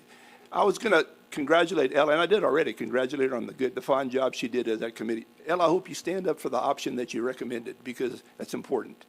You made a decision, and you made the right decision. Don't let them make you cave. These people, I feel like Alton, Mary Lib, Consuela, Larry Angel, and Ella have all been duped, every one of them. I don't usually get this angry about stuff. I think people mostly know me as a pretty calm guy, but this is ridiculous. Mr. Miller, what's going to happen is you're going to get called down, not because you didn't spend the public's property, revenues properly, but you didn't spend it at all. You sat on the money forever. That's part of the problem that has occurred with the library. People see fund balances rise, and they think, oh, they won't spend that. Not only do they, well, they never spend it, they don't want to spend it. And then what happens? They're going to take all your money away from you. Now, maybe you don't care about that. Maybe that is your plan. But that is not a plan that serves the people of Lafayette, especially those that voted for these villages that support library activities. You know, you can say, I'll put it in drainage. Let me tell you, it's a $500 million problem. They took away $10 million. They didn't even take 10, they took 8. The $10 million that they took fund balance out from the library previously, they were supposed to use $2 million of it for recreation. I don't know if that was ever used properly, but $8 million against a $500 million problem. Do your job. Don't worry about everybody else's job. Build the library. What I was going to say is that there is a need, and I can show it. Everybody says Buc-ee's. Oh, Buc-ee's just brings tourists in. It's going to make that area explode. I live in that area. I go there, Aldi, Target, Racetrack, all those places, more than once a week. That place is booming. Build that library to support those people. Kylan Jordan.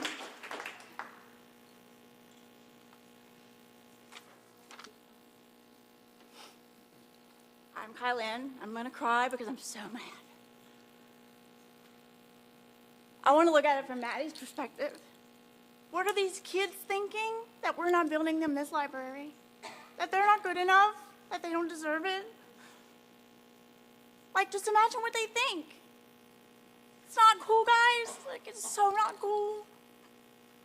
It's not fair. And it looks like you don't give a shit. And honestly, I don't think most of you do. So why are you even there, wasting everyone's time for no reason?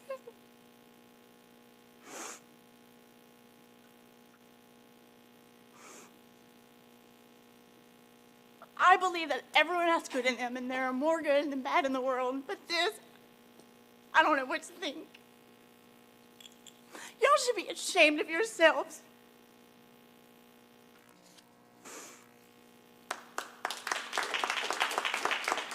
Mary Lib Gercio.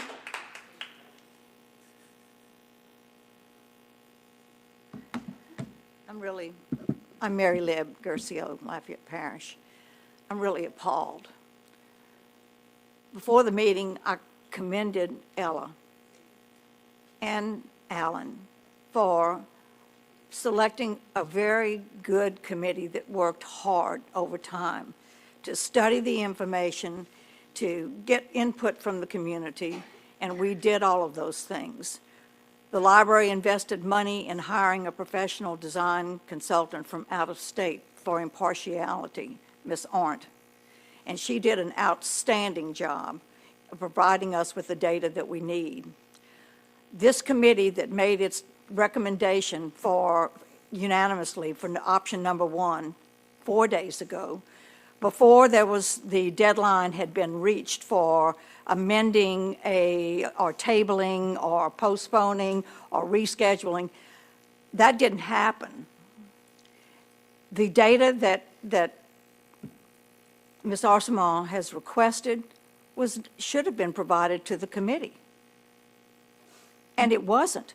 So we made our decision based upon the data and the information that we had. I'm going to tell you what I think is happening here. And Mr. Moore, you mentioned that we need to be fiscally austere. No, sir, you don't. You need to be fiscally prudent. There's a big difference. Fiscal prudence means that you look at all the data and you make the best possible decision. I have been an elected official, served on the school board. I understand governmental accounting and fiscal responsibility. This is not fiscally responsible. More importantly is the breach of public trust that this indefinite postponement of this decision says to not only the people here, but to the community that has been waiting for so long. The data that we received was more than ample for us. If there are concerns related to specific cost, that's what you have bids for. That's where you get the data that you need. And I don't know of any governmental body that can't go back and amend a bid order once the data changes. So that's the next thing. In terms of the demographics and the growth in the area, it's not just the Buc-ee's, it's the new apartment buildings, it's the property across the street that's owned by the Lafayette Parish School Board between Moss and Louisiana that is prime property for development. This area is not only showing growth, but it's populated by a very young population.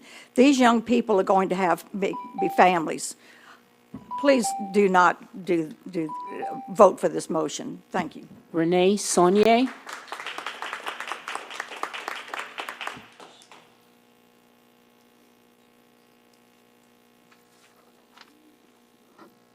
Renee Saunier, Lafayette Parish. I agree with everything that's been said, especially by Lynette and Miss Mary, but it's not a game. And the back and forth about more data being needed, about the donut of population, about tabling or postponing this motion indefinitely, it's like you're treating it like a game, and it's insulting. It's horrible. It's not what anybody in the community wants. The money is there, the work has been done, the vote needs to happen. A choice needs to be made, and the library needs to be built. How many 18-year-olds, under 18-year-olds responded to that survey? There's a huge community of young people who need this library, and it would be a failure on your part to not make a vote, to not make a choice, to not build this library. Marvin Hackworth.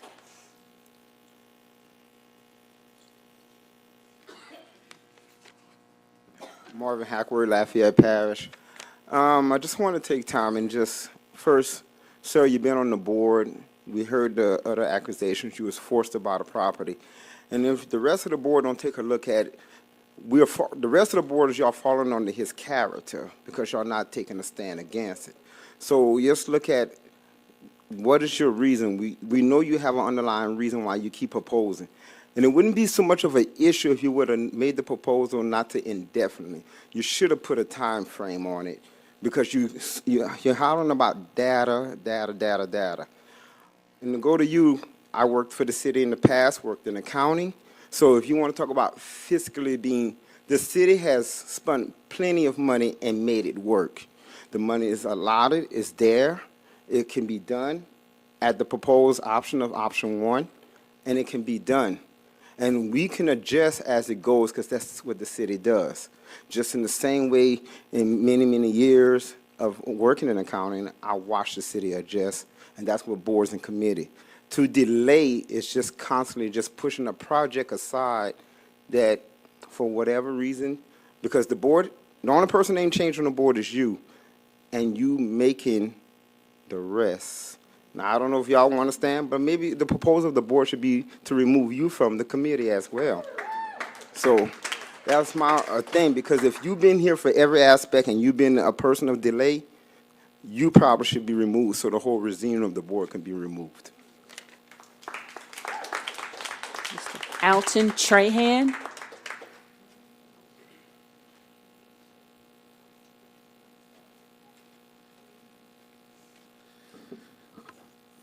All right, good evening, everyone. Again, Alton Trahan.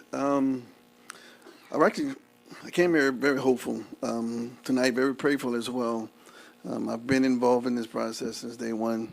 Obviously, Mr. Judge, I was phone called from Doug Palumbo, who was the president way back in 2021. December, we met, we talked, several board members to get on the exploratory committee. We did that. We moved the ball forward to where now we had the exploratory committee was done. Now we had the Northeast Committee in the hopes of building this library. We found the location. We supported the Northeast Library Committee. Ella, she led the committee's charge to do so. We had a wonderful consultant with the administration. So we basically arrived to the point where we are tonight, whereas everyone was presented with all the information needed to build the library that is much needed. I won't go into the reason for the library. We all know what the library serves as the hub. If you've heard me speak, you've heard anyone, it's very significant that we get it done. My issue tonight is really how much longer do we hold this library hostage? You know, we need the library, the kids need the library, the community needs the library, Lafayette Parish needs this library. There's so much hope in building this library that you can't stall it. You know, obviously you can make different decisions. You can come up with an option 3, whatever you decide to do. But to table this thing indefinitely, I would ask if you want to table it or put it on hold. Give yourself a week. If you need some, some numbers by the administration, do so. I've studied, I'm into the public administration, that's my degree, and I understand it. But what I don't understand is this infinitive hesitation. We have to get this done. You have no idea your impact on this community, what you're making tonight and forever. So I pray, that victory happens in this darkness times. And so then we wake up tomorrow morning, with the sunrise that is beautiful as ever, that's going to put hope in the eyes of these kids. So whatever you decide, I ask that you not support this, but come up with a different option for tonight. Perhaps make another amendment or another motion to kind of move it forward.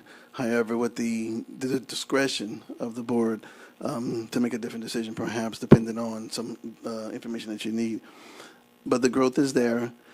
Someone who lives in there, someone who's seen the apartment complex that is coming on Mall Street with 86 residents, someone who's seen development of Phase 4 off of Louisiana Avenue, off of Turlands, who have seen the growth going north of I-10 that's going to use that, someone who sees people travel down Louisiana Avenue coming to shop from both areas that could use that library, from that library that can serve a hub that is beyond imagination, that vision that I put forward of connecting to the nature station and everything, that's the hub. You got to build it, you got to take care of it, and put the hope back in these kids, in the community's eyes. Thank you. Phyllis Mouton.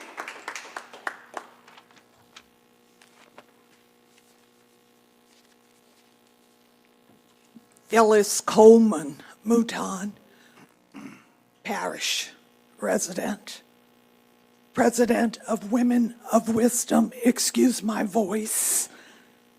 I have a condition called spasmodic dysphonia, but it doesn't keep me from speaking if I can help it. I am from the North Side, lived there all my life. I can tell you, not only are you impacting thousands of people, you are enhancing the economic development of this parish. We talk about a thriving Lafayette. We don't have a thriving Lafayette, not yet. It's through your support of different parts of the parish that is going to make a difference. Now, 2 members have expressed their dissatisfaction to move forward. I commend you, Ella, for the committee that you led and the decision that you made. If we don't respect our co-partners on this library, who will you respect? I can tell you, 2, 4, 6, 8, there are 2 who have expressed dissenting decisions to delay this decision. There are 6 of you who have said nothing yet, except Ella, have voted with the committee. I came here tonight thinking that I had come to celebrate, finally, economic development that's going to enhance the whole parish. And what I see is a dissension expressed by 2 individuals because of a lack of information or a lack of support. That money was dedicated, and it's not going to decrease, it's going to increase. I ask the other 6 members who are sitting among the 2 that you please vote for this library, for thousands of children, born and unborn, who need this library, for me, an elder who can't find meeting spaces to help to enhance this community that much more. I ask for the 6 to vote above the other 2. Thank you. Mitzi Moss Duyon.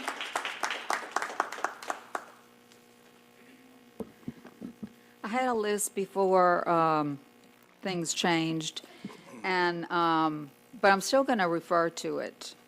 First of all, I'm from Lafayette Parish, and I live in the north side of Lafayette Parish, and I have always lived on the north side of Lafayette Parish, so I know the north side of Lafayette Parish. I travel it every day. Not to point fingers or not to, I invite all of you to travel that area, by the way. Let me say it that way. I invite all of you to travel those roads. So, I-10 and Louisiana Avenue, I-10, I-49, I-10, and University, our main 3 entrances into Lafayette. Right now, I-10 east east-west at Louisiana Avenue is in a pivotal moment of the Brown Park being redeveloped and enhanced, which is the property that's supposed to have a library on it, that's right there on Louisiana Avenue. That section, by the way, Louisiana Avenue right there, if you go a little further, it turns into Johnson. But wouldn't it be wonderful if that whole corridor would be Louisiana Avenue all the way to University, so our university could be the University of Lafayette, of Louisiana in Lafayette. And I say that only because the development has continued to grow. It's going to continue to grow, whether you drive around there or not, whether you have numbers there or not. It's inevitable. And it's not just Buc-ee's. Other people have said it. I don't need to reiterate the housing, the stores, the interest, the cleanliness, the welcome environment. I will say this, though, that there have been Scott, Youngsville South, East, West, and the renovation of Maine that have happened in the last 14 years, starting in 2010. I lived through it, and many of us here have, and many of us don't know about it because there was never this kind of commotion about it. Never. This is not like we're asking to build a penitentiary in your neighborhood. This is not like asking to build a dogfighting arena in your neighborhood. This is asking you to build a literacy zone, a community hub, a safe place, a thing to be proud of when those people get off of I-10 and drive on Louisiana Avenue. That's all we're asking. The money is there, and I'm through. Allison Shake Snyder.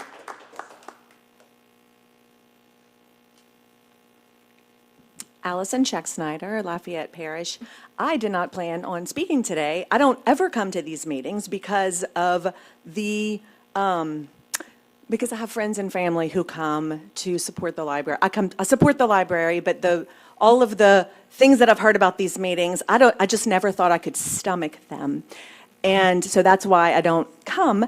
I came tonight. However, we're very excited about this library. I live on the north side of town. Mitzi and Andrew are our family members, neighbors. My husband has a band, North Side Eric and the South Side Playboys. We love the north side.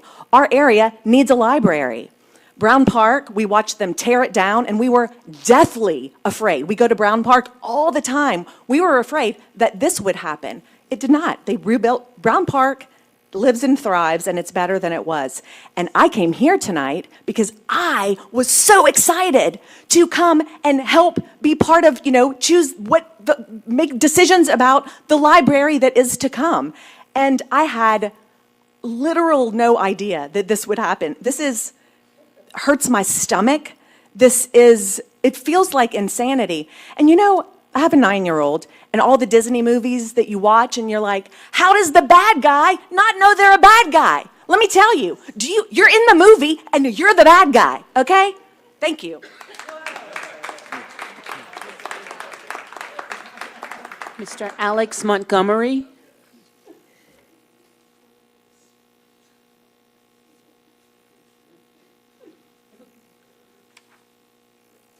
Good evening. I'm Alex Montgomery. I'm a resident of Northside, Lafayette. I served as a public servant 34-plus years as a law enforcement officer. Evidently, you haven't been on the north side of town when you're talking about explosion, when you're talking about economic growth. You have a corridor, as she talked about, that's growing. Buc-ee's, yeah, you're right, it's going to be a lot of people passing through, but you also have a lot of homes that are coming up in that area, if you haven't been there lately. You have 7 schools in that current area right now. 7. So where do those kids go to read a book? Because I utilize this library quite a bit. I retired and I'm a private investigator, so I do most of my interviews here in the study rooms that you have here. And to get a study room here, it's very hard, very hard. So think about not only the kids that are utilizing that library, but the people that live around that area that are utilizing the library. And if you haven't noticed, how many people have been killed trying to cross the Evangeline Thruway in the past 5 years? How many? Too many. So that area of town, that area of Lafayette will service, as you said, the Northeast, which is growing. But then again, you might not know that because you haven't been around the Northeast part of Lafayette. So, in your choice tonight, think about that. It's not only servicing the kids that are there, the schools that are there, but also grown folks and old folks like me. Law enforcement. We utilize the library quite a bit, believe it or not, for a lot of research that we can't do in the office. You don't know it's law enforcement because we're in plain clothes. But we utilize the library for a lot of services, printing, research. So give the people what they want there, which is a library. And you talk about the donut effect, evidently you don't know how civilization works because it starts in the city and it expands out to the parish. I know that because I was patrolman in 1984 when there was nothing out in Scott, Youngsville, Broussard. In fact, Youngsville didn't even have a police officer at night. We patrolled that area. The city of Lafayette stopped at actually I-10 and Moss, and the sheriff's office patrolled all of that. Kevin Drive, Gloria Switch, Butcher Switch, that was all in the city, but the city didn't patrol it because they didn't have enough manpower. So think about not things of today, but the growth of tomorrow. That's what you need to be thinking about. Thank you for your service and keeping us safe. That's the end of comments.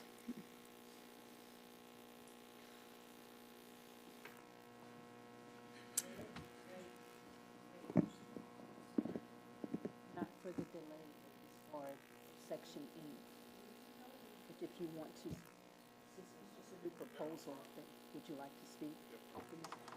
Mr. President, I'd like to clarify something.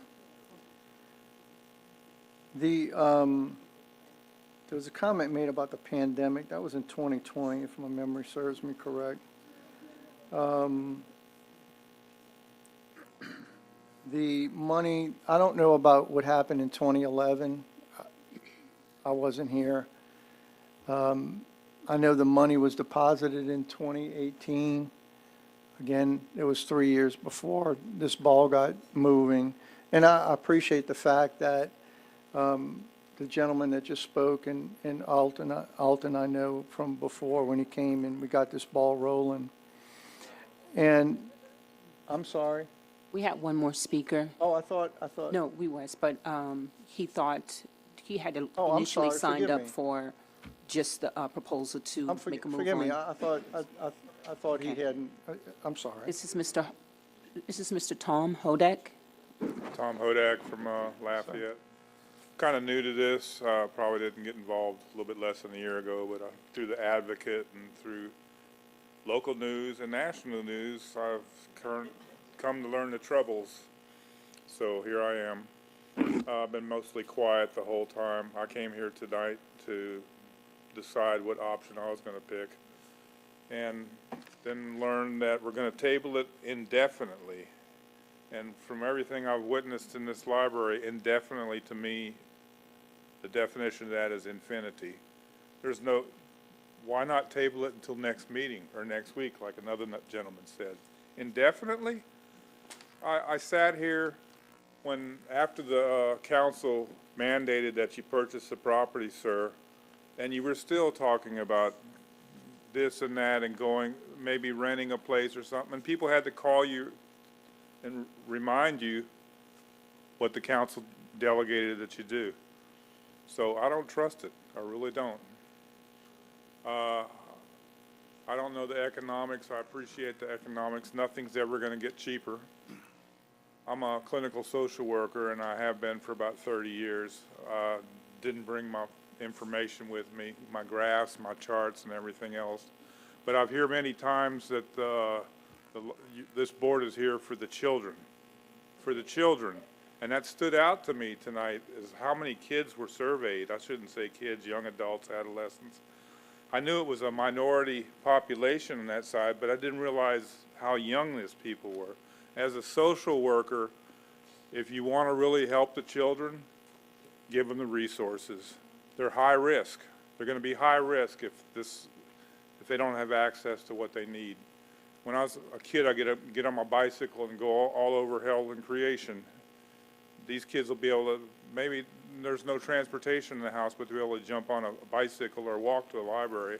If you're really concerned about these children, then you would not table this motion. You get off your butts and do what you're supposed to do. Thank you.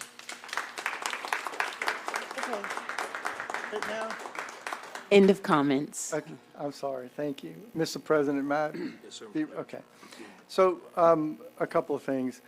One, in this process as it's gone, I noticed there's a lot of animosity, perhaps, and I've always asked this question: if the money was deposited in 2018 and nothing happened until 2021, what happened to the animosity to the board that was here from 2018 to 2021? There was nothing. Nobody said any. I have the floor, ma'am. I have the floor. I have the floor.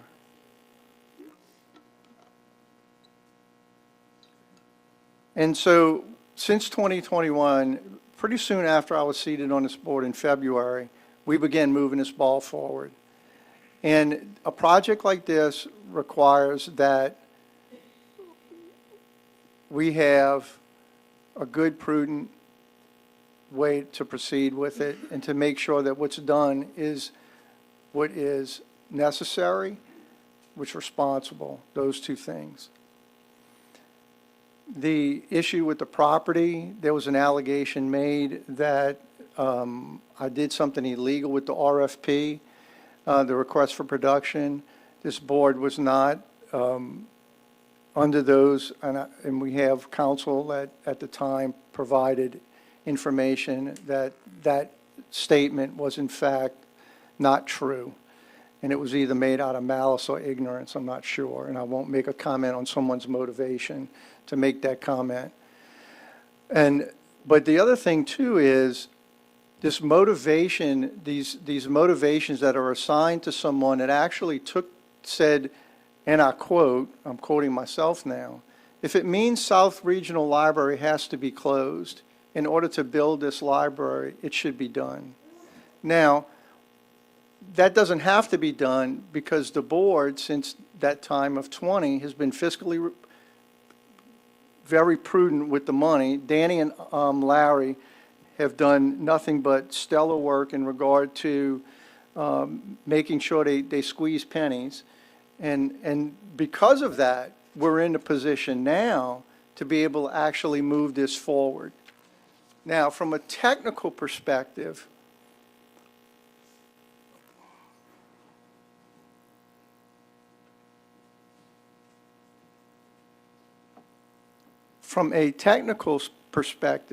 the motion to postpone indefinitely simply takes it off of this meeting. That's all it does.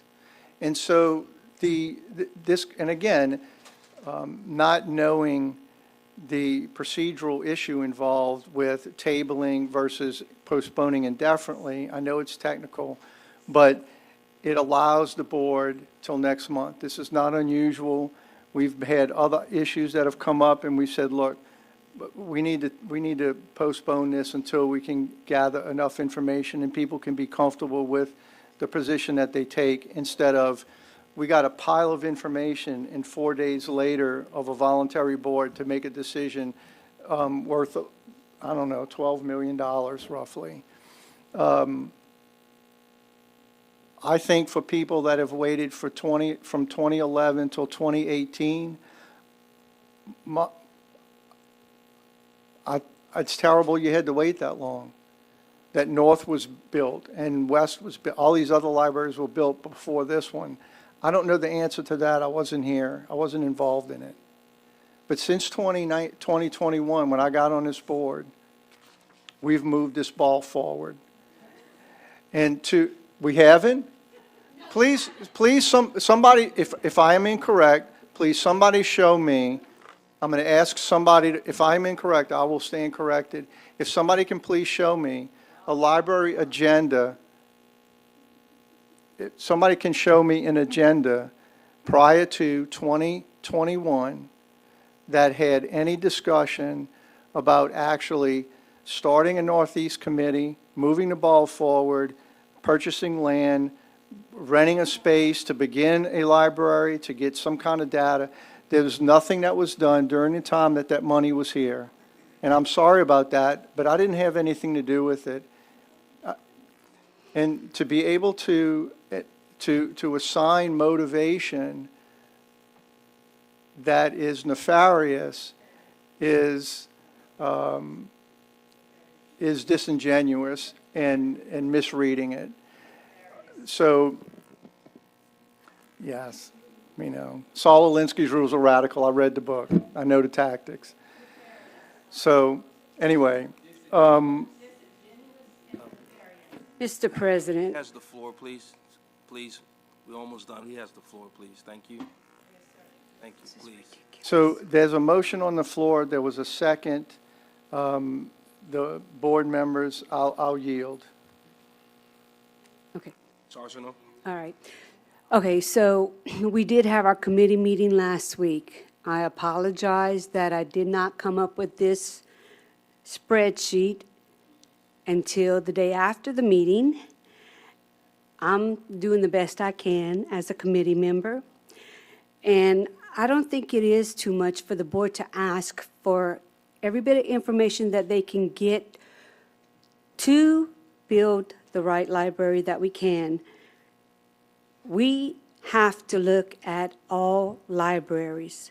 So if this board is asking for information, that will help them make a decision. How much money will it take to build the bigger library? How much money it will take to run that library? How much money will we have 10, 12, 20 years down the road? Audience, please refrain from making comments while we're speaking. We are trying to do an honest job here. We are trying to conduct a meeting. Hold on, Ms. Ella. Hey, ma'am, we asked you a few times. Well, a few times. Can you just keep it down just for a second so we can get through this? Please. Okay, so we need, the board is asking for more information. And I don't think it's too much to ask that they get all the information that they need. So if y'all have any questions or any information that you need from the director, please let them know.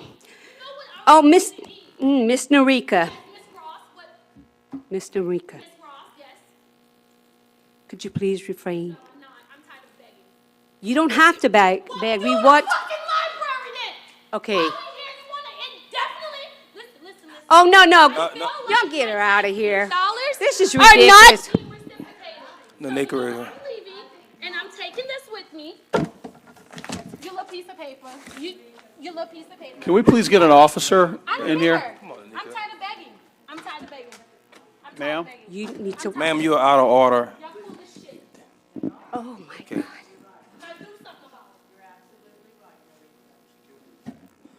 All right. We're gonna, Okay. hold on, Miss Ella, 1 second, please.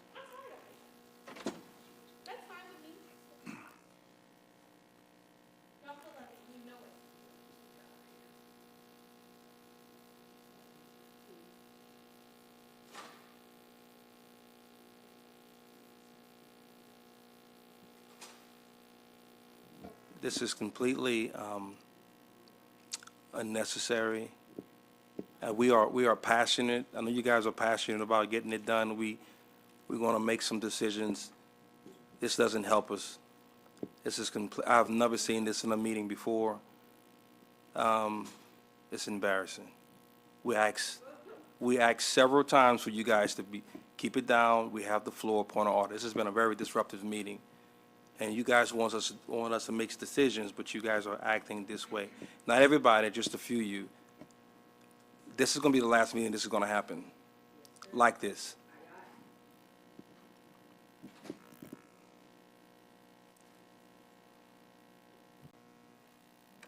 Getting up and tearing paper off. I hope you, ma'am, I hope the news media have this on the news of a patron tearing up. It's not right. Mr. Gillane, is there an officer available?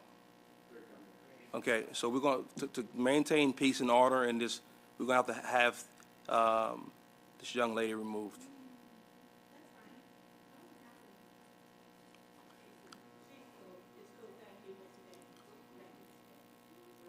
No, it went a little bit too far, and we're not going to have that. It went way too far.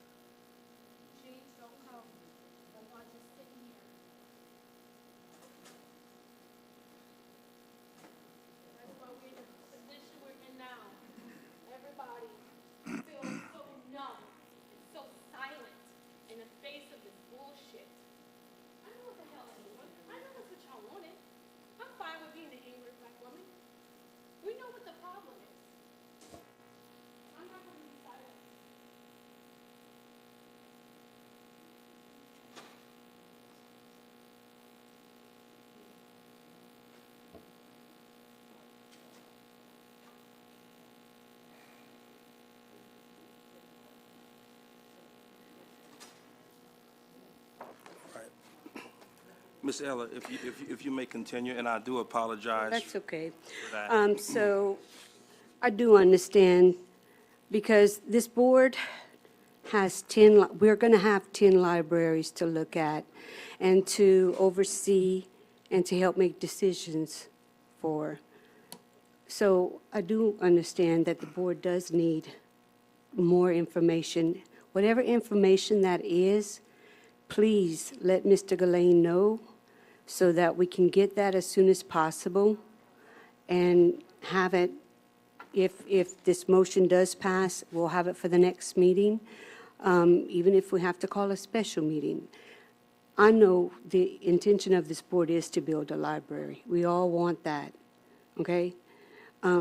It's so convenient for the public to stand up here and accuse us of not wanting to do this, and they want us to build the largest one and not even think about cost, but we as a board are charged with looking at all of that, and we are responsible. And even though this is a volunteer position, I take this role very seriously. I do. So, anyway, so anyway, if this board needs more information, I would like y'all to have what y'all need, we need, to make an informed decision. Thank you. Mr. Danny, question for you. At the earliest, how soon can you get us the information to consider having a very quick special meeting for all the information the board needs? We're going to vote on it here shortly, but it's a question for you.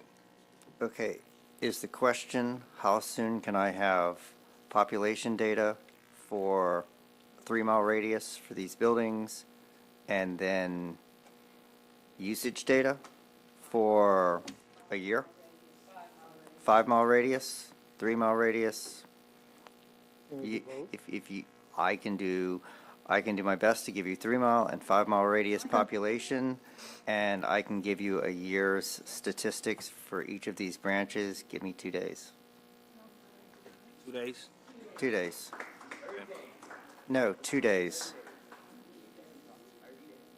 Okay. 30 days. Any other comments from any of the board members? Okay. We have a motion and a second. I do believe we need to probably make an amendment to maybe the language of that. Yeah, would you like me to offer something? Yep.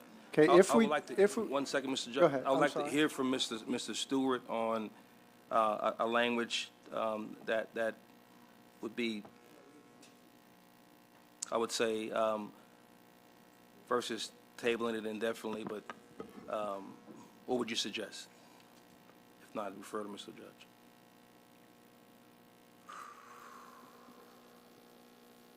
I believe that the board can make a motion for however, if it's till the next meeting, if it's to a special meeting, that the board can postpone to the extent that it wants to postpone.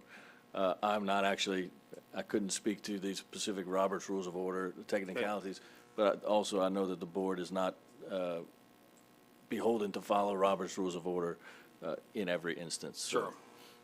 Correct. So I think that if, whatever the board would deem appropriate amount of time, an appropriate amount of time to revisit this would be fine. Mr. President Kelly, Sure. may I? Maybe I can help with it. One of the things that, as president, you can do is you can call a special meeting at any time possible. Now, Mr. Gillane said it'd take him a couple of days to get all of this data for us. I guess you could poll the board members to see how much time it would take them to get all of the data, digest it, and be ready to make a decision. That would be something that would be completely under your purview. If we go through an amendment process, we go through the whole voting and amending and comment and all of that, and that would, but again, the discretion is you as far as if you wanted to do a special meeting, or if you wanted to just put this on the item agenda for the next month's meeting, that's entirely your discretion. So to postpone, again, to postpone indefinitely just means it's not tabled, that could be brought up again at this meeting. It's just until it would be put on the agenda. We still have to address the motion on the floor, right? Yes, we Okay. still have to address the All right. postpone indefinitely. Okay. And that's a technical, it's just a technical term, that's all it is.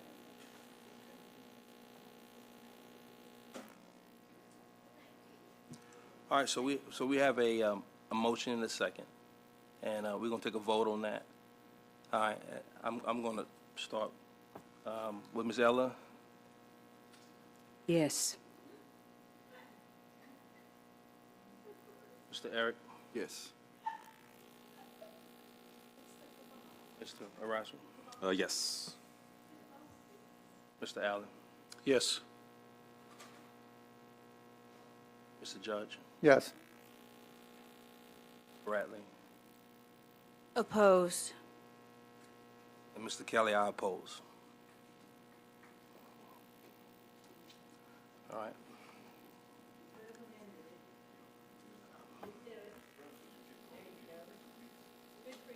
One second. Mr. President, may I make a comment just for Yep. availability purposes, maybe for this special that we would like to have? Yes, sir. One thing, Mr. Delane, if you can have that to us in a couple of days, then we're going to see if we can have a meeting at least by Monday of next week, or Okay. Tuesday of next week. Can I ask a question? Sure. Okay, so this is 3-mile and 5-mile radius populations for the branches. And for the comparison statistics, my suggestion, and I'm asking this question, is circulation, visitors, program attendance, and computer usage. Am I missing anything that you would like? I collect statistics on a lot of things, and would you think a year worth of statistics on this? We have the numbers, so I mean, You have the numbers for, I have the numbers going back quite a while, but would you want current year, 3 years? 3 years? Okay, Not only the statistics, but financially, okay, I don't, projections. okay, I don't understand that question. Like operating Like costs, you mean? operation cost for the library, if we went with option 1 or option 2 or option 3. I can give you a rough estimate based Okay. on what Larry and I Okay. had discussed on what we think it would have cost for option 2. And option 1 is a number that's going to be based on a projection. I mean, it's not going to be exact. Okay, and also for me, programming in the future for all libraries is important I because I'm can't sure there's speak to things that. that, I honestly, I can't speak to that, the programming in the future. I can give you the numbers for what we've done in the past for the last 3 years, but honestly, I couldn't tell you what we're going to do programming-wise for this building, the one that I'm most familiar with, projecting forward. It's dependent on too many things. yeah, just, for me, it's the concern for finances. I don't want to see this library system go backwards and not have enough money to support all libraries. So,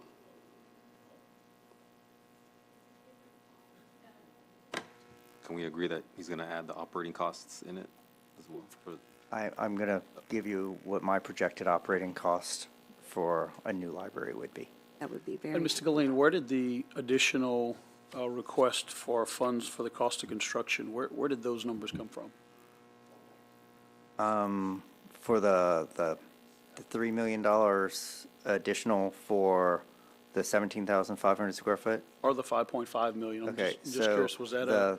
the 3 million was Larry and I working with the consultant and rough estimates on what construction per square foot cost.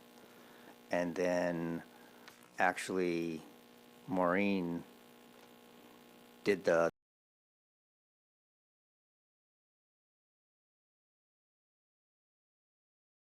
Okay. And Ms. Maureen, was that numbers that were used, current numbers, or was that previously when some of the estimates were given, and we just took a construction per square foot cost, or how did we do that? Exactly. It was construction per square foot cost, just based on historic data. So no design has been done, so Sure. it's definitely rule of thumb and historic data. But we've used, to the best of our ability, current construction costs, not 2019 or 20 when all this started. That's correct, but it hasn't been escalated out a number of years either, Yeah, so I it is understand. current because Yes, it's also hard to predict what construction Of costs will course, do. yes. Thank you for that. Also, Mr. Gillane, in the original plan for building this Northeast Library, there wasn't a warehouse attached to the plan.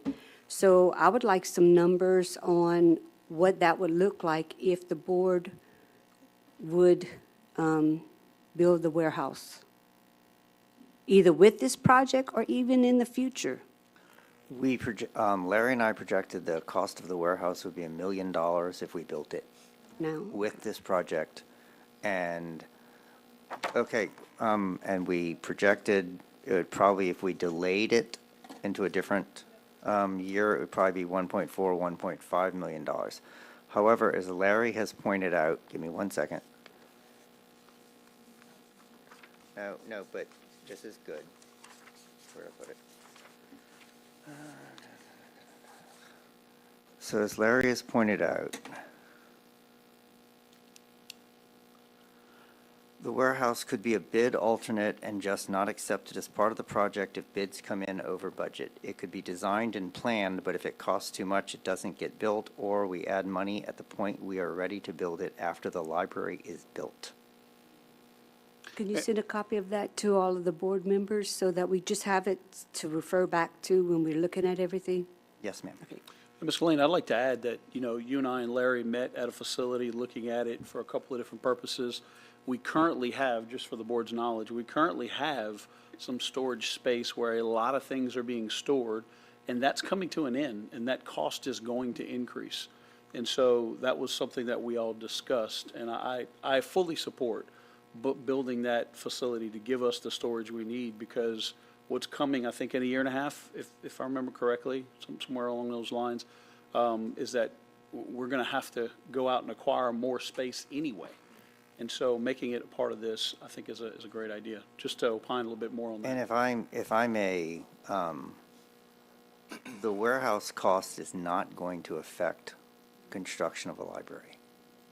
And as I have said, and Larry said at the committee meeting, we do not have to build the warehouse until after the library is completed. All right.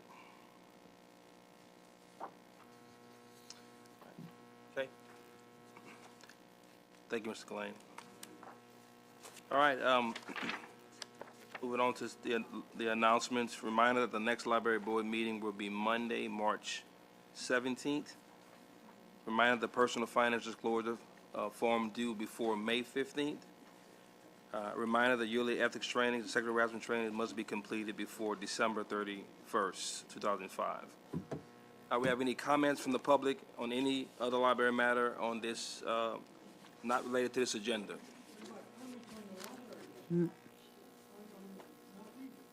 Wait, hold on. They delayed it. They delayed it. Because it was delayed, there will be no comments on that at this time, This is the one. unless you choose to Yes, ma'am. go and open.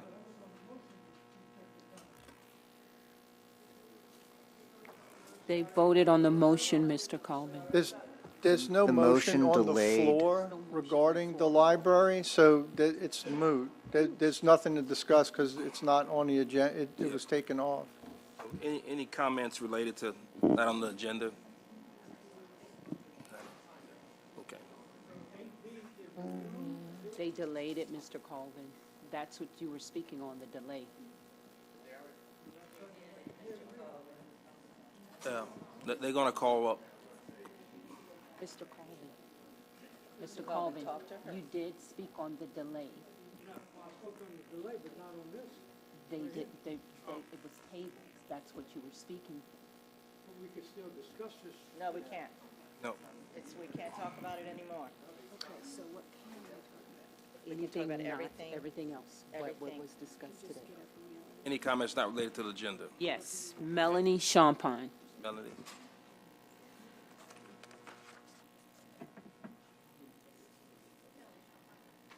Melanie Champagne, Lafayette Parish. Okay, so, oh, this is exhausting. So, what I didn't hear tonight, I counted, let me see, 1, 2, 3, 7, 8, 9. When I started counting, I counted 9 times the population was mentioned. This is just when I started counting. Finance, several data, laid out research, clarity, but I didn't hear about how this would impact the children who live in the neighborhood. I didn't hear about the kids. We are 47th in educational outcomes. The fact that the cops have to be called on a black lady speaking during Black History Month from a man who likes to whisper to women after meetings, who wanted to who took diversity out of the mission statement, that's real rich, Robert Judge. That is really rich. We are 47th in education, along with the rest of the Gulf states, and here we are fighting over building a library that we have the money to build. So let me ask you, can we commit when you get your data, when you get your numbers, when you get all the information that you apparently need, that you really could have come here prepared with, can we make a decision at the next meeting? Because it's time. You got the community in an uproar. They're about to riot here because y'all keep playing games. You keep doing things that prolong it. And then you want us to eat it and accept it and believe that this is about financial responsibility? It's just insane. Don't you blame us for having enough of your stuff. Don't blame us for getting upset because you keep prolonging a library that's going to belong to the Black community. I find that absolutely offensive. And none of us have forgot that you took diversity out of that mission statement. It's insulting to act like we are the bad people who are just causing a ruckus here. Y'all asked for the cops to come in because you made people upset because you tried to table something indefinitely that we've been trying to do for several years. The fact that you're asking for data is just irresponsible that you came here unprepared. Do not act like we believe a second that this is about more data. This is ridiculous. And Mr. Judge, don't you ever come back and whisper in my ear like a creepy man. You will not intimidate me. Okay. Miss Margaret Okers.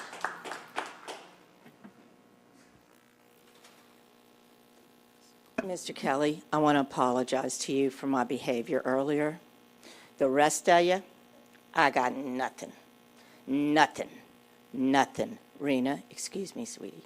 But the point of it is that this is a pattern. It's a pattern, and we are exhausted with it. And we see you all, the cabal. We see the cabal. We see it working. And it's not working for our children, is what it's doing. So I just want to say, Mr. Kelly, I meant no disrespect to you, because I am fighting for the North Side. Wayne Colvin. Wayne Colvin, Lafayette Parish. Let me say, population thing that the circles are furnished by Lita, and I talked to Lita, and those are radius circles as the crow flies. So irregardless of where it lands, they calculate all that population. It's a formula, or more like an algorithm, which is a specialized formula that says this is what it is. when you go 1 mile east from Moss Bluff, from our location, you're in St. Martin Parish. You go a little bit more than a mile west, and you're crossing over the interstate. It's irregardless of the impediments that are there. So the population that generates from these circles are irrelevant when you've got major impediments. Now, you know, in wide open areas, Kansas, Oklahoma, or maybe down south here somewhere, where you got roads that cross all the way and you don't have to go around about interstates and rivers and everything, it's more relevant. Now, let me give you something else. Pass this around. I gave this, you already have one because I gave it out to the Public Service Commission, to the committee at the last meeting. It is the LPSS districts, and District 9 has no library. District 1 has no library branch whatsoever. So that's some statistics that you need to be aware of. So the other thing about this circle is that you don't see a circle around Main, a 3-mile radius around Main Library. And certainly if you're within a couple of miles of that or 1 mile of that, you'd be going to that. You'll also notice on the maps just handed out to you that part of District 4, LPSS District 4, Lafayette Parish School System 4, goes down Johnson Street almost to College Drive. Now, all those people are going to go to Maine, any patrons that can go. So they're not going to be going to the Northeast Library. You just got to take all that into consideration. It's difficult because that area is so locked in. I support a library there in the Northeast section, but we've got to limit it in size. Thank you. Cindy Fox. Time's up, Mr. Wayne. Thank you, Mr. Wayne. Thank you, Mr. Rain.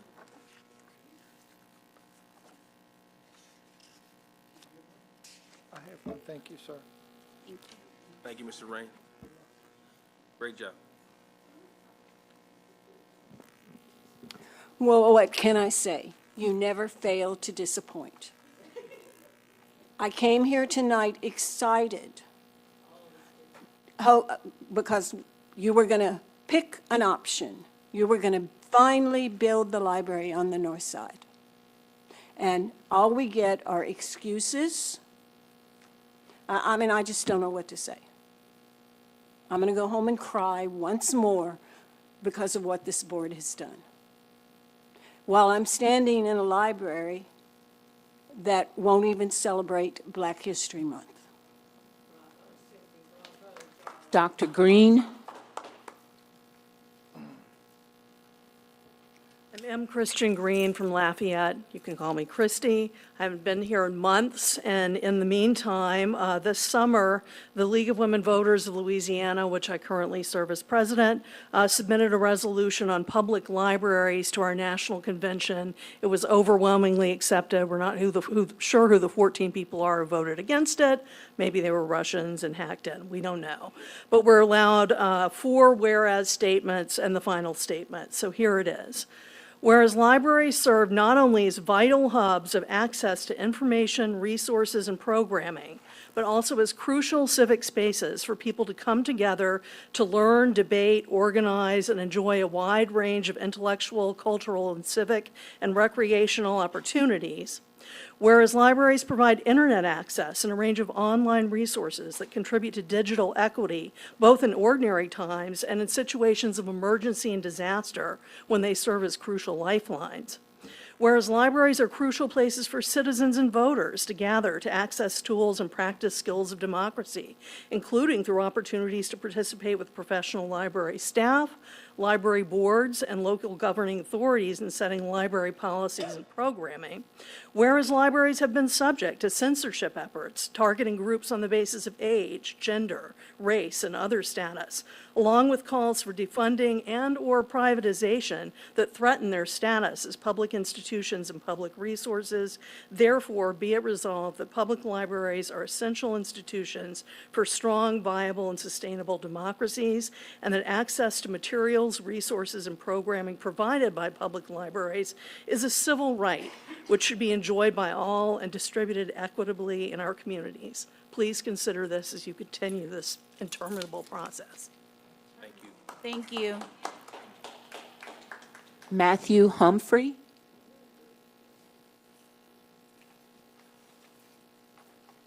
Oh, no. Did he leave? Robert didn't stay. I have a copy of this for him. It's a hard copy. Oh, there he is. Excellent. So this is a hard copy of my testimony. Better that he's not there. So yeah, I brought a signed copy of my testimony from my arrest. I was exonerated by a judge on Friday. 3 years ago in this same room, he lied, outright lied, and he got upset that people called out his lies, and he called the cops on the faggot. There was a heterosexual man that disrupted this meeting way louder, and who'd he want out? The one he didn't agree with, the one fighting for gay books, the one fighting for building a library on the black side of town. He has done this for years. I don't know any of y'all. Y'all weren't here during those meetings. Y'all don't know me. I'm just the angry gay man, and that's what it was meant for. Keep him out of the library for 3 years. Keep him out of the meeting in the back of a cruiser for hours, as though I committed a crime, and a judge looked at my testimony, and yeah, that's a board document. That's not for Robert, and I want you all to see it, and you need to turn on KLFY, because it's sinister, the reason why he's on this board. And I pray that none of you all are in Lunsford's pockets too, but the receipts are all there. And don't think I won't connect the dots, because what he didn't know about me is that I'm a retired private investigator.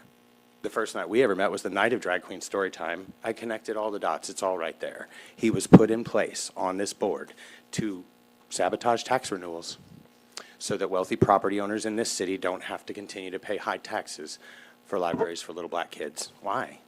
They get their library on their side of town where they own all these sorts of things. That's valid for their taxes, but they don't want the tax renewal. That's why they labeled it Kenneth Boudreau's library. Kenneth Boudreau, the former black councilman that brought it over the line, it was $8 million.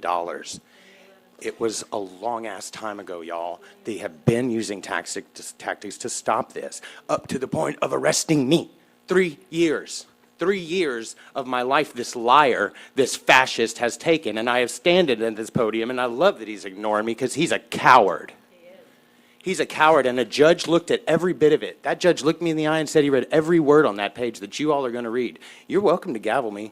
I have no issue with you, but you're welcome to. I'm not breaking the law. And the judge said it. LGBTQ judge exonerates LGBTQ activist, apologizes for arrest and 3 years prosecution because of this cancer that you all continue to do the bidding of. I think it's cute. No, sir, I will not be quiet. I think it's cute that he calls you president. That's cute.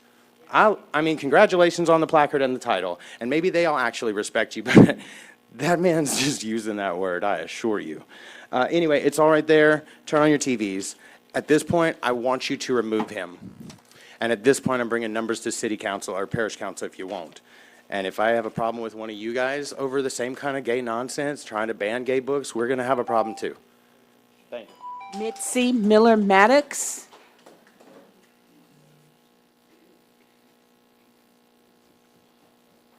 Hi, Mitzi Miller Maddox, Lafayette Parish resident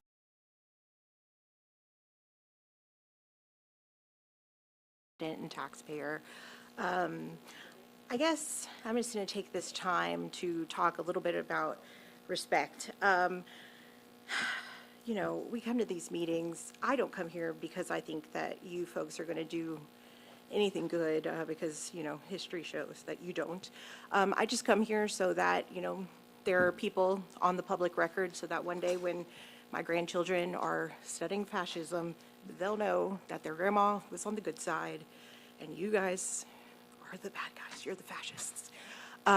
Anyway, respect. You know, we have board members that talk to people in the community very disrespectfully. Ms. Archibald, you know, I think I learned in kindergarten that when you address somebody, you don't address them on a first-name basis unless you have that sort of relationship, and clearly you don't with Ms. Ross. So you disrespect her, and then, oh my goodness, I'm so scared, I had to call the cops, I mean, it's such a trope. And, you do these things where you bring out the community, you waste everybody's time, and then you say, haha, too bad, we're going to be fiscally responsible, when everybody knows the deal. I mean, we all know it. And then you get angry, or it's shocked Pikachu face, and then you start yelling at everybody like we're a bunch of children because we're upset that you people are doing really bad things. You're not even good at this. Like, if you came here and said, hey, look, listen, we don't like the people on the north side of town, we don't respect them, and we don't think that they deserve a library, I would at least respect the honesty. But it's the whole thing that we have to come here over and over since 2021, 2018, I don't know, and go through this whole song and dance where you guys say, oh goodness, we just don't have the data for years and years, like we don't all know the game. We know the game. Like, respect yourselves, honestly, at this point. It's really, truly pathetic. Like, it truly is. I mean, I don't know. I hope that you guys are okay, that your grandchildren are going to be studying that their grandparents were fascists. Hopefully they won't be as well. Lynette Mejia.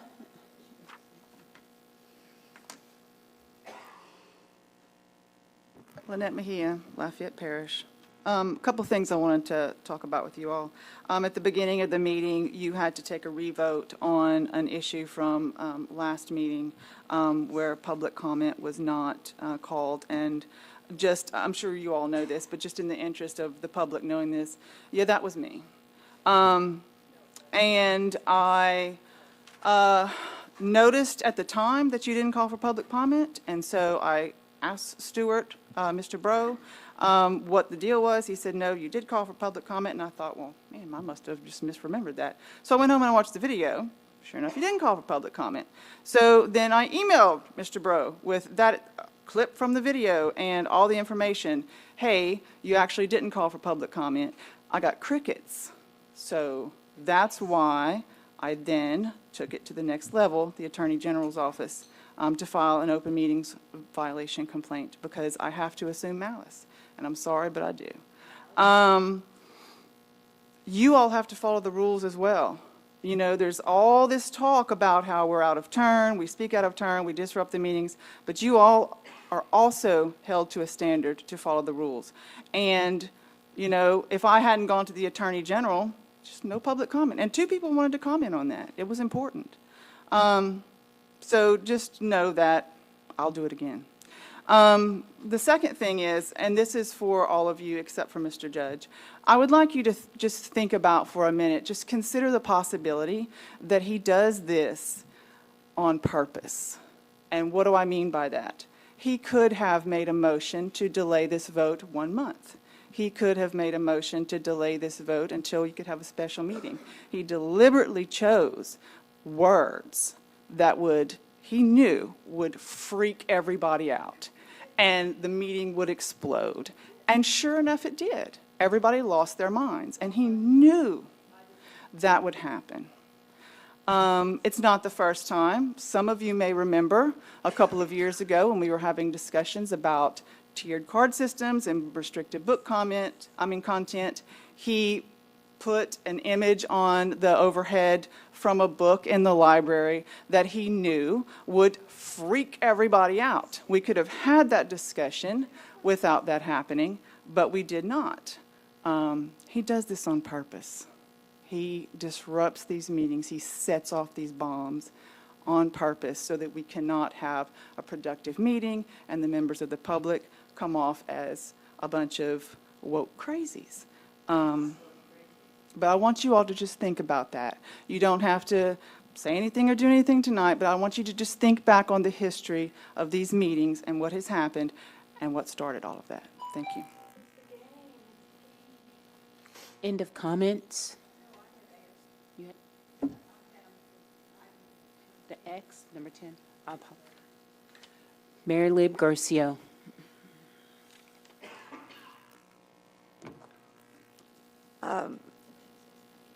I was pleased to be appointed to this committee. It was a good committee. I've said that already.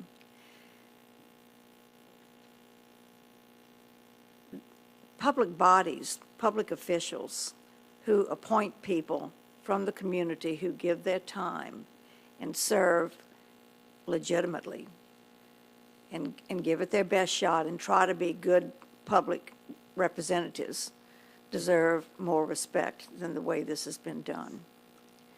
I have two great passions in life. One is literacy, and the other is good government.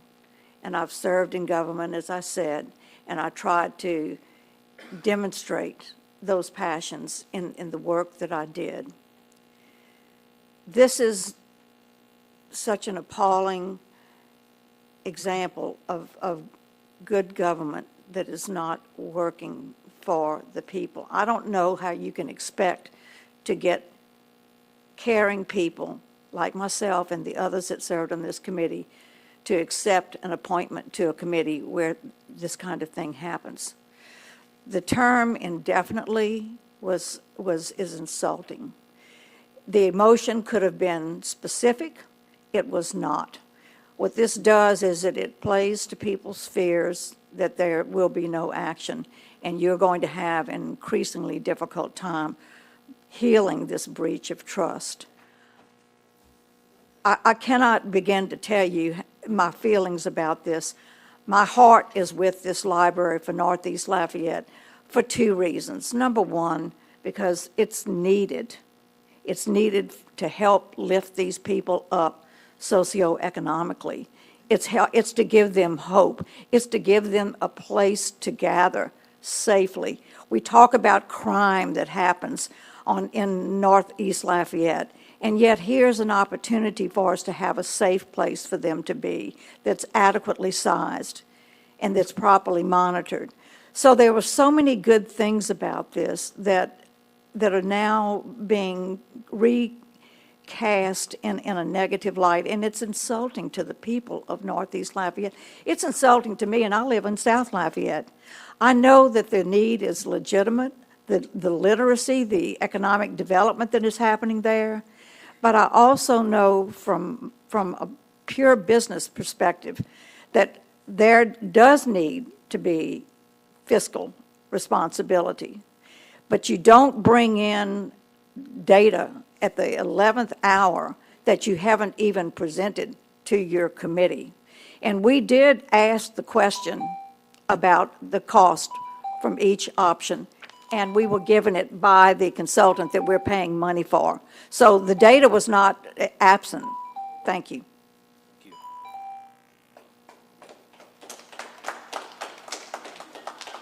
Was there anyone I missed? Okay, end of comments.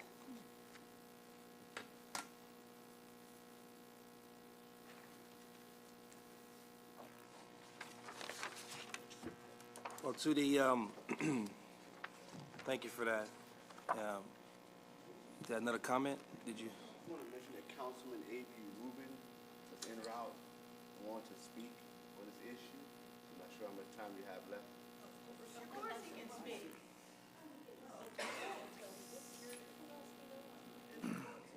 Look, while we're waiting, in all fairness to this board, they did not get the information into the last minute, and that was not intentional.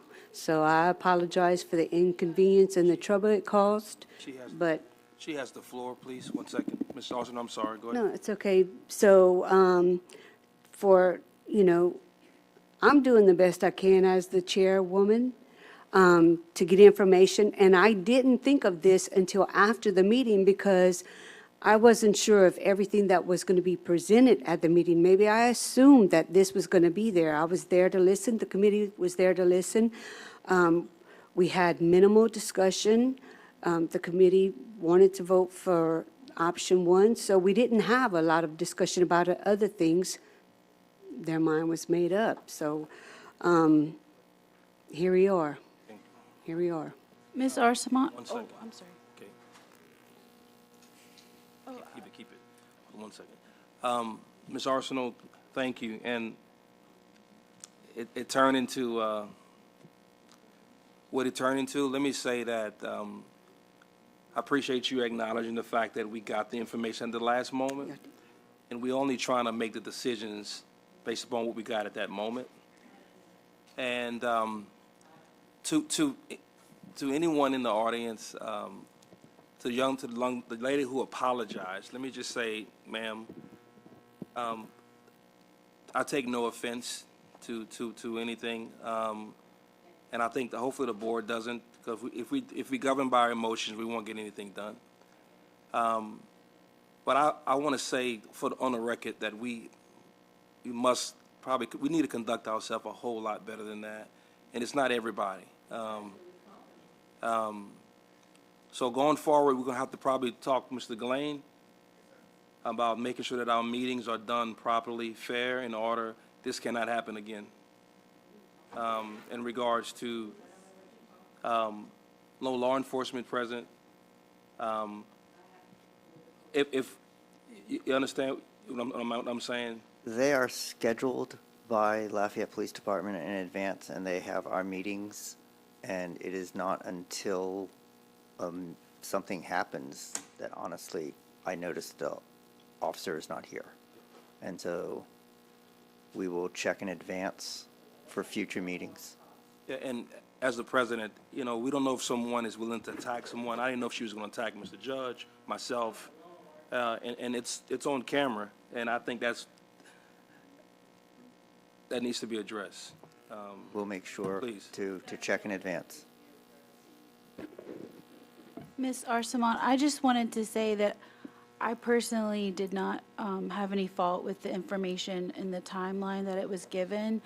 We, as the members of the board, have been aware of your work. And I remember when the Northeast Committee was announced, I wasn't even on the board yet, and I thought it was so incredible that a committee with community members and the library board members were working together. This has been a long and beautiful process, just as Ms. Mary Libb has said and you have said.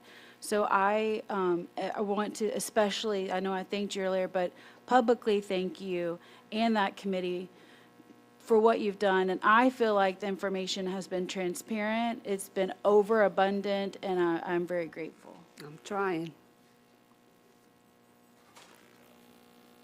All right. I need to go.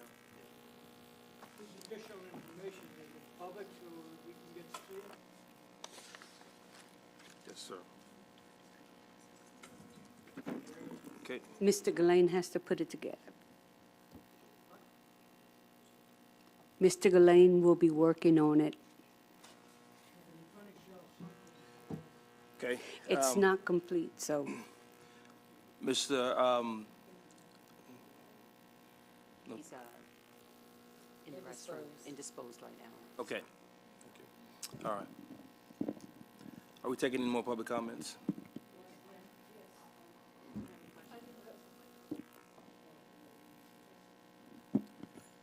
I just wanted to say the other time that I had an occasion to think about the Northeast Library was in May, when the Legal Defense Fund lawyers asked me to write a declaration for our case that's now going to the Supreme Court about the 6th Congressional District. And I started Googling Northeast Lafayette and all of the things that have happened with libraries and education and recreation and parks. And the overwhelming thing that I took away from it was that while redistricting and voting rights are often seen as redressing historical issues of racism, this is something that's going on right now. It's not history. It's going on right now, and this is part of it.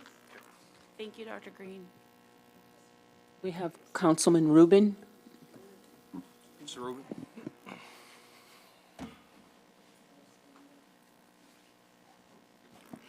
Hello, my name is Councilman A.B. Rubin. Apologize for being so late. I'm just getting off the highway, so y'all can tell I'm just a little hoarse. I got a phone call, excuse me, as I was coming in, and they're telling me we want a permanent delay? Indefinitely delay? Go ahead, I'll let you speak. Okay. I don't think that's possible. And I'm going to tell you why I say I don't think it's right, because ever since this library project was introduced, seems like we've been kicking the can down the road. You know, every chance from we're gonna rent the Holy Rosary, we're gonna do this, we're gonna do that, and it's always something, man. You know what I'm saying? Just let it be built. What's wrong with it being built? Okay? I don't know if you have something against it or what, Mr. Judge. You know what I'm saying? And I'll be honest with you.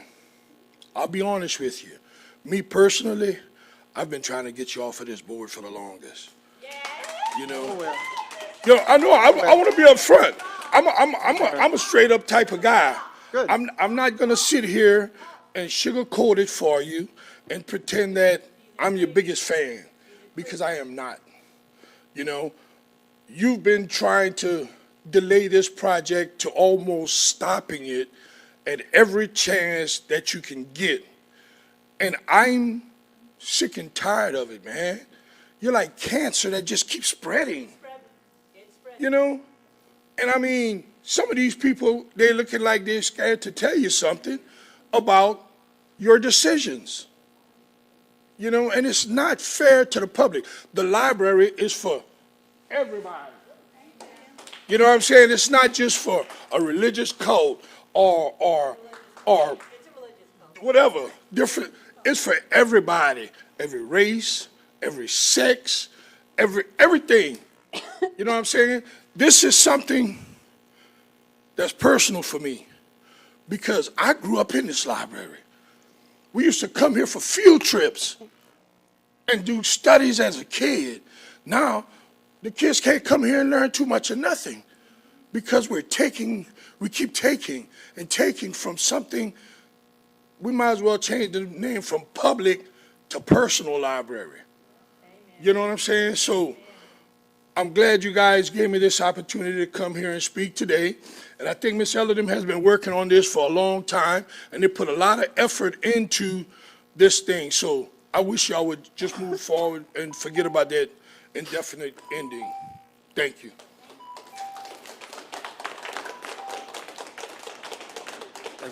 And we're gonna have a final comment, Mr. Judge. Yeah, I have a final comment. Mr. Rubin, I'll address some of your concerns. And again, this goes back, I've said this several times. First of all, the motion to postpone indefinitely is part of Robert's Rules of Order, as opposed to tabling.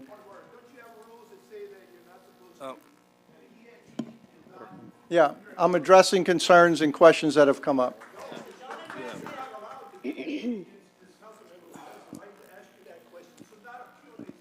Correct. Okay, according to the rules, the questions, certain questions. We gave him the floor to speak. As I have the discretion. Yes, sir. I have the discretion to give him the floor to speak, and that's what he's going to do. And then we're going to end the meeting after that. Again, I'll be brief. This whole committee, the initial committee in the beginning of moving this ball forward was my impetus, and that started in 2021 after I got on this board. And the question of how to do it has been raised, brought up, discussed, gone over on numerous occasions. One of the parish council members made a comment about using a rental space along with purchasing land. That was something that was offered. The board voted that down and said, we're just going to purchase land. We did that. This ball got moved forward to get to where we are now. Of some board members had some serious concerns about, are we building the right size thing? Not if we're going to do it or when we're going to do it. It's making sure we do the right thing with the money that we have that was allocated for this project. And so, according to the technicality of, instead of tabling it, we did an indefinite. The president of this board can call a special meeting, which he's already indicated that he will, after we get the data that some of the board members asked for. And so that's going to happen. And I find it interesting that the whole process has been, it's taken a little while to get to this point, but we've moved this ball forward. Now, you recall, this money was deposited, and I keep going back to this, and everyone wants to ignore this fact. This money was deposited in 2018. I was not on the board for 3 years until 2021. And since 2021, this project has moved forward because this board, one, was fiscally responsible with the library's money to begin with. Because before that, we were running about an $800,000 deficit per year. Then, in 2020, new board members began instituting, and again, Larry and Danny have done a masterful job with the finances in order to get us to this point to where the money can be used and developed into this project. Prior to that, the big sticking point was, we can build it, but we don't have the finances in order to be able to staff it and to take care of the maintenance and the insurance and all the other things that go along with owning a piece of property, which you know, as anybody who would know that's involved in Lafayette Consolidated Government or involved in a library. Every month we hear about the roof needs to be repaired, et cetera, et cetera, et cetera. Those things cost money, and that money comes from somewhere. So all of those considerations had to take place. But before that even happened, we had to be in a fiscally responsible position to even move the ball forward. We've done that. And we have the money to be able to move forward and get this done. Now, if a few board members are uncomfortable about getting a dump of information 4 days before this meeting and would like a little extra time, I put up a motion in order to, according to the technicality of it, postpone indefinitely, which simply means that it's off of this meeting. Because if you table it, you can bring it back at the same meeting. And the whole point is to get it to at least the next meeting. Again, Mr. Kelly, who is the president, has the ability to call a special meeting if he so chooses, or to put it on the agenda for the next month. Also, any board member on this panel can require or can request an item be put on the agenda, and that item has to be put on the agenda. And so this is not going to go, you know, just kicking the can down the road indefinitely and all of this and infinity and all of that kind of nonsense. That's nonsense. It's just not true. And it's based on, I don't know what, but it's based on, I don't know what, I'll leave it alone. I don't know, I can't read people's hearts, but sometimes people have the audacity to read my mind and what's in my heart. But they don't have, that's not true. And a lot of things that have been said are not true, like the RFP, calling it illegal. That's not true. I have a document from our prior council that said, we're not bound by the RFP. But that went out to gin up whatever animosity that, you know, I didn't obey the law and I didn't do what was right. Now, again, not true. It's simply not true. And if you'd like the legal opinion, I'll be happy to bring the letter, and I'll bring it, and next meeting, whenever it is, I'll bring it, I'll enter it into the record, so those who made that allegation can maybe apologize for the calumny that they've created and you know, the ad hominem attacks that have gone on forever. And it's really sad that the very person that moved the ball forward to get this thing off of square zero gets attacked about, you don't want to build a building. It's you know, it's just kind of funny, but, you know, okay, whatever. It's not important other than the fact that it gets done eventually, and hopefully we'll get this done. And so I hope everybody uses the information that Danny's going to provide for us shortly. And I probably said way too much. Okay, I'm done. Thank you. All right. Thank you, guys. Have a good night. Meeting adjourned. Get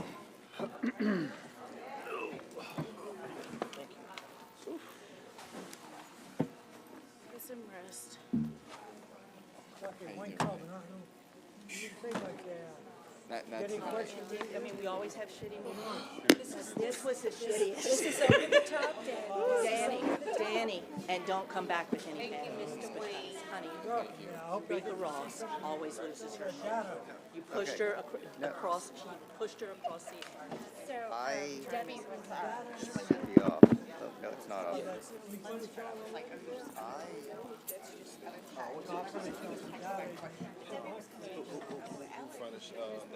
Ella. Danny gave y'all. Your plans are. You want to get a copy of it? Yeah. Have some days, send it to me. I can tell her.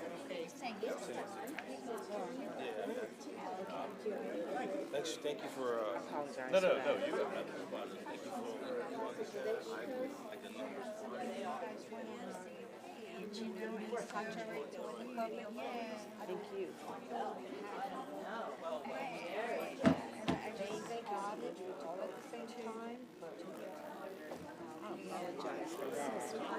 Apologize for that. It's just, I don't, I mean. Too much personal issues involved here that you can't get. That's the whole thing, like Matthew, what's his name that came out of this? You know. Of the library. Public service. I'll have the information for you guys. What is your issue? This is. That's fine. I just want to make sure I make. Oh, I'm not. You know what? I don't know the way I know about variance with this because I'm the assistant director.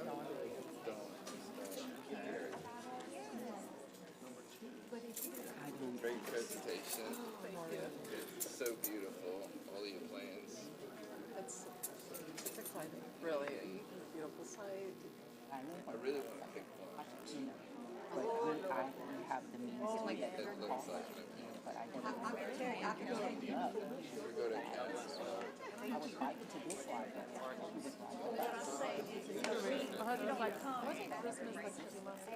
Why are we still, And you know, growing up in a different time, but still, every day, how it is now.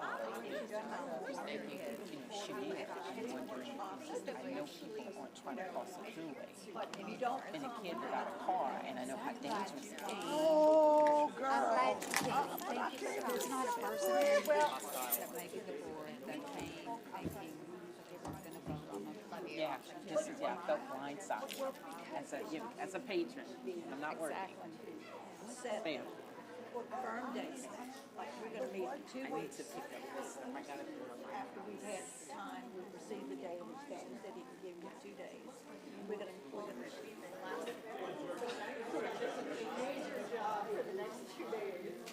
Now, we were given the data. We asked Danny at the meeting. We asked him point blank, Danny, can the library fund reserve afford to build? After the consultant told us how much the cost would be, can the library afford to build? And then the next question was, will there be sufficient funds for operating? He said it did come with some adjustments. So You're gonna see her before I do. those adjustments Early I'm birds talking know about. than yet with Danny. I said, what are you? I'm tracking you all the way in terms of. No, don't be an early bird. He said, when we, when the last millage failed, and we were. You got it? You need help? Is that yours? Oh my God. My husband just texted me. He said, have you left work yet? I said, no, I have not. I still have a 45-minute drive home. Yeah. He said, we've already done that, and we can do it now. He said, I am extremely, his, he said, I am extremely confident that our revenue stream will be sufficient to manage the operations from this time forward. So, you have that.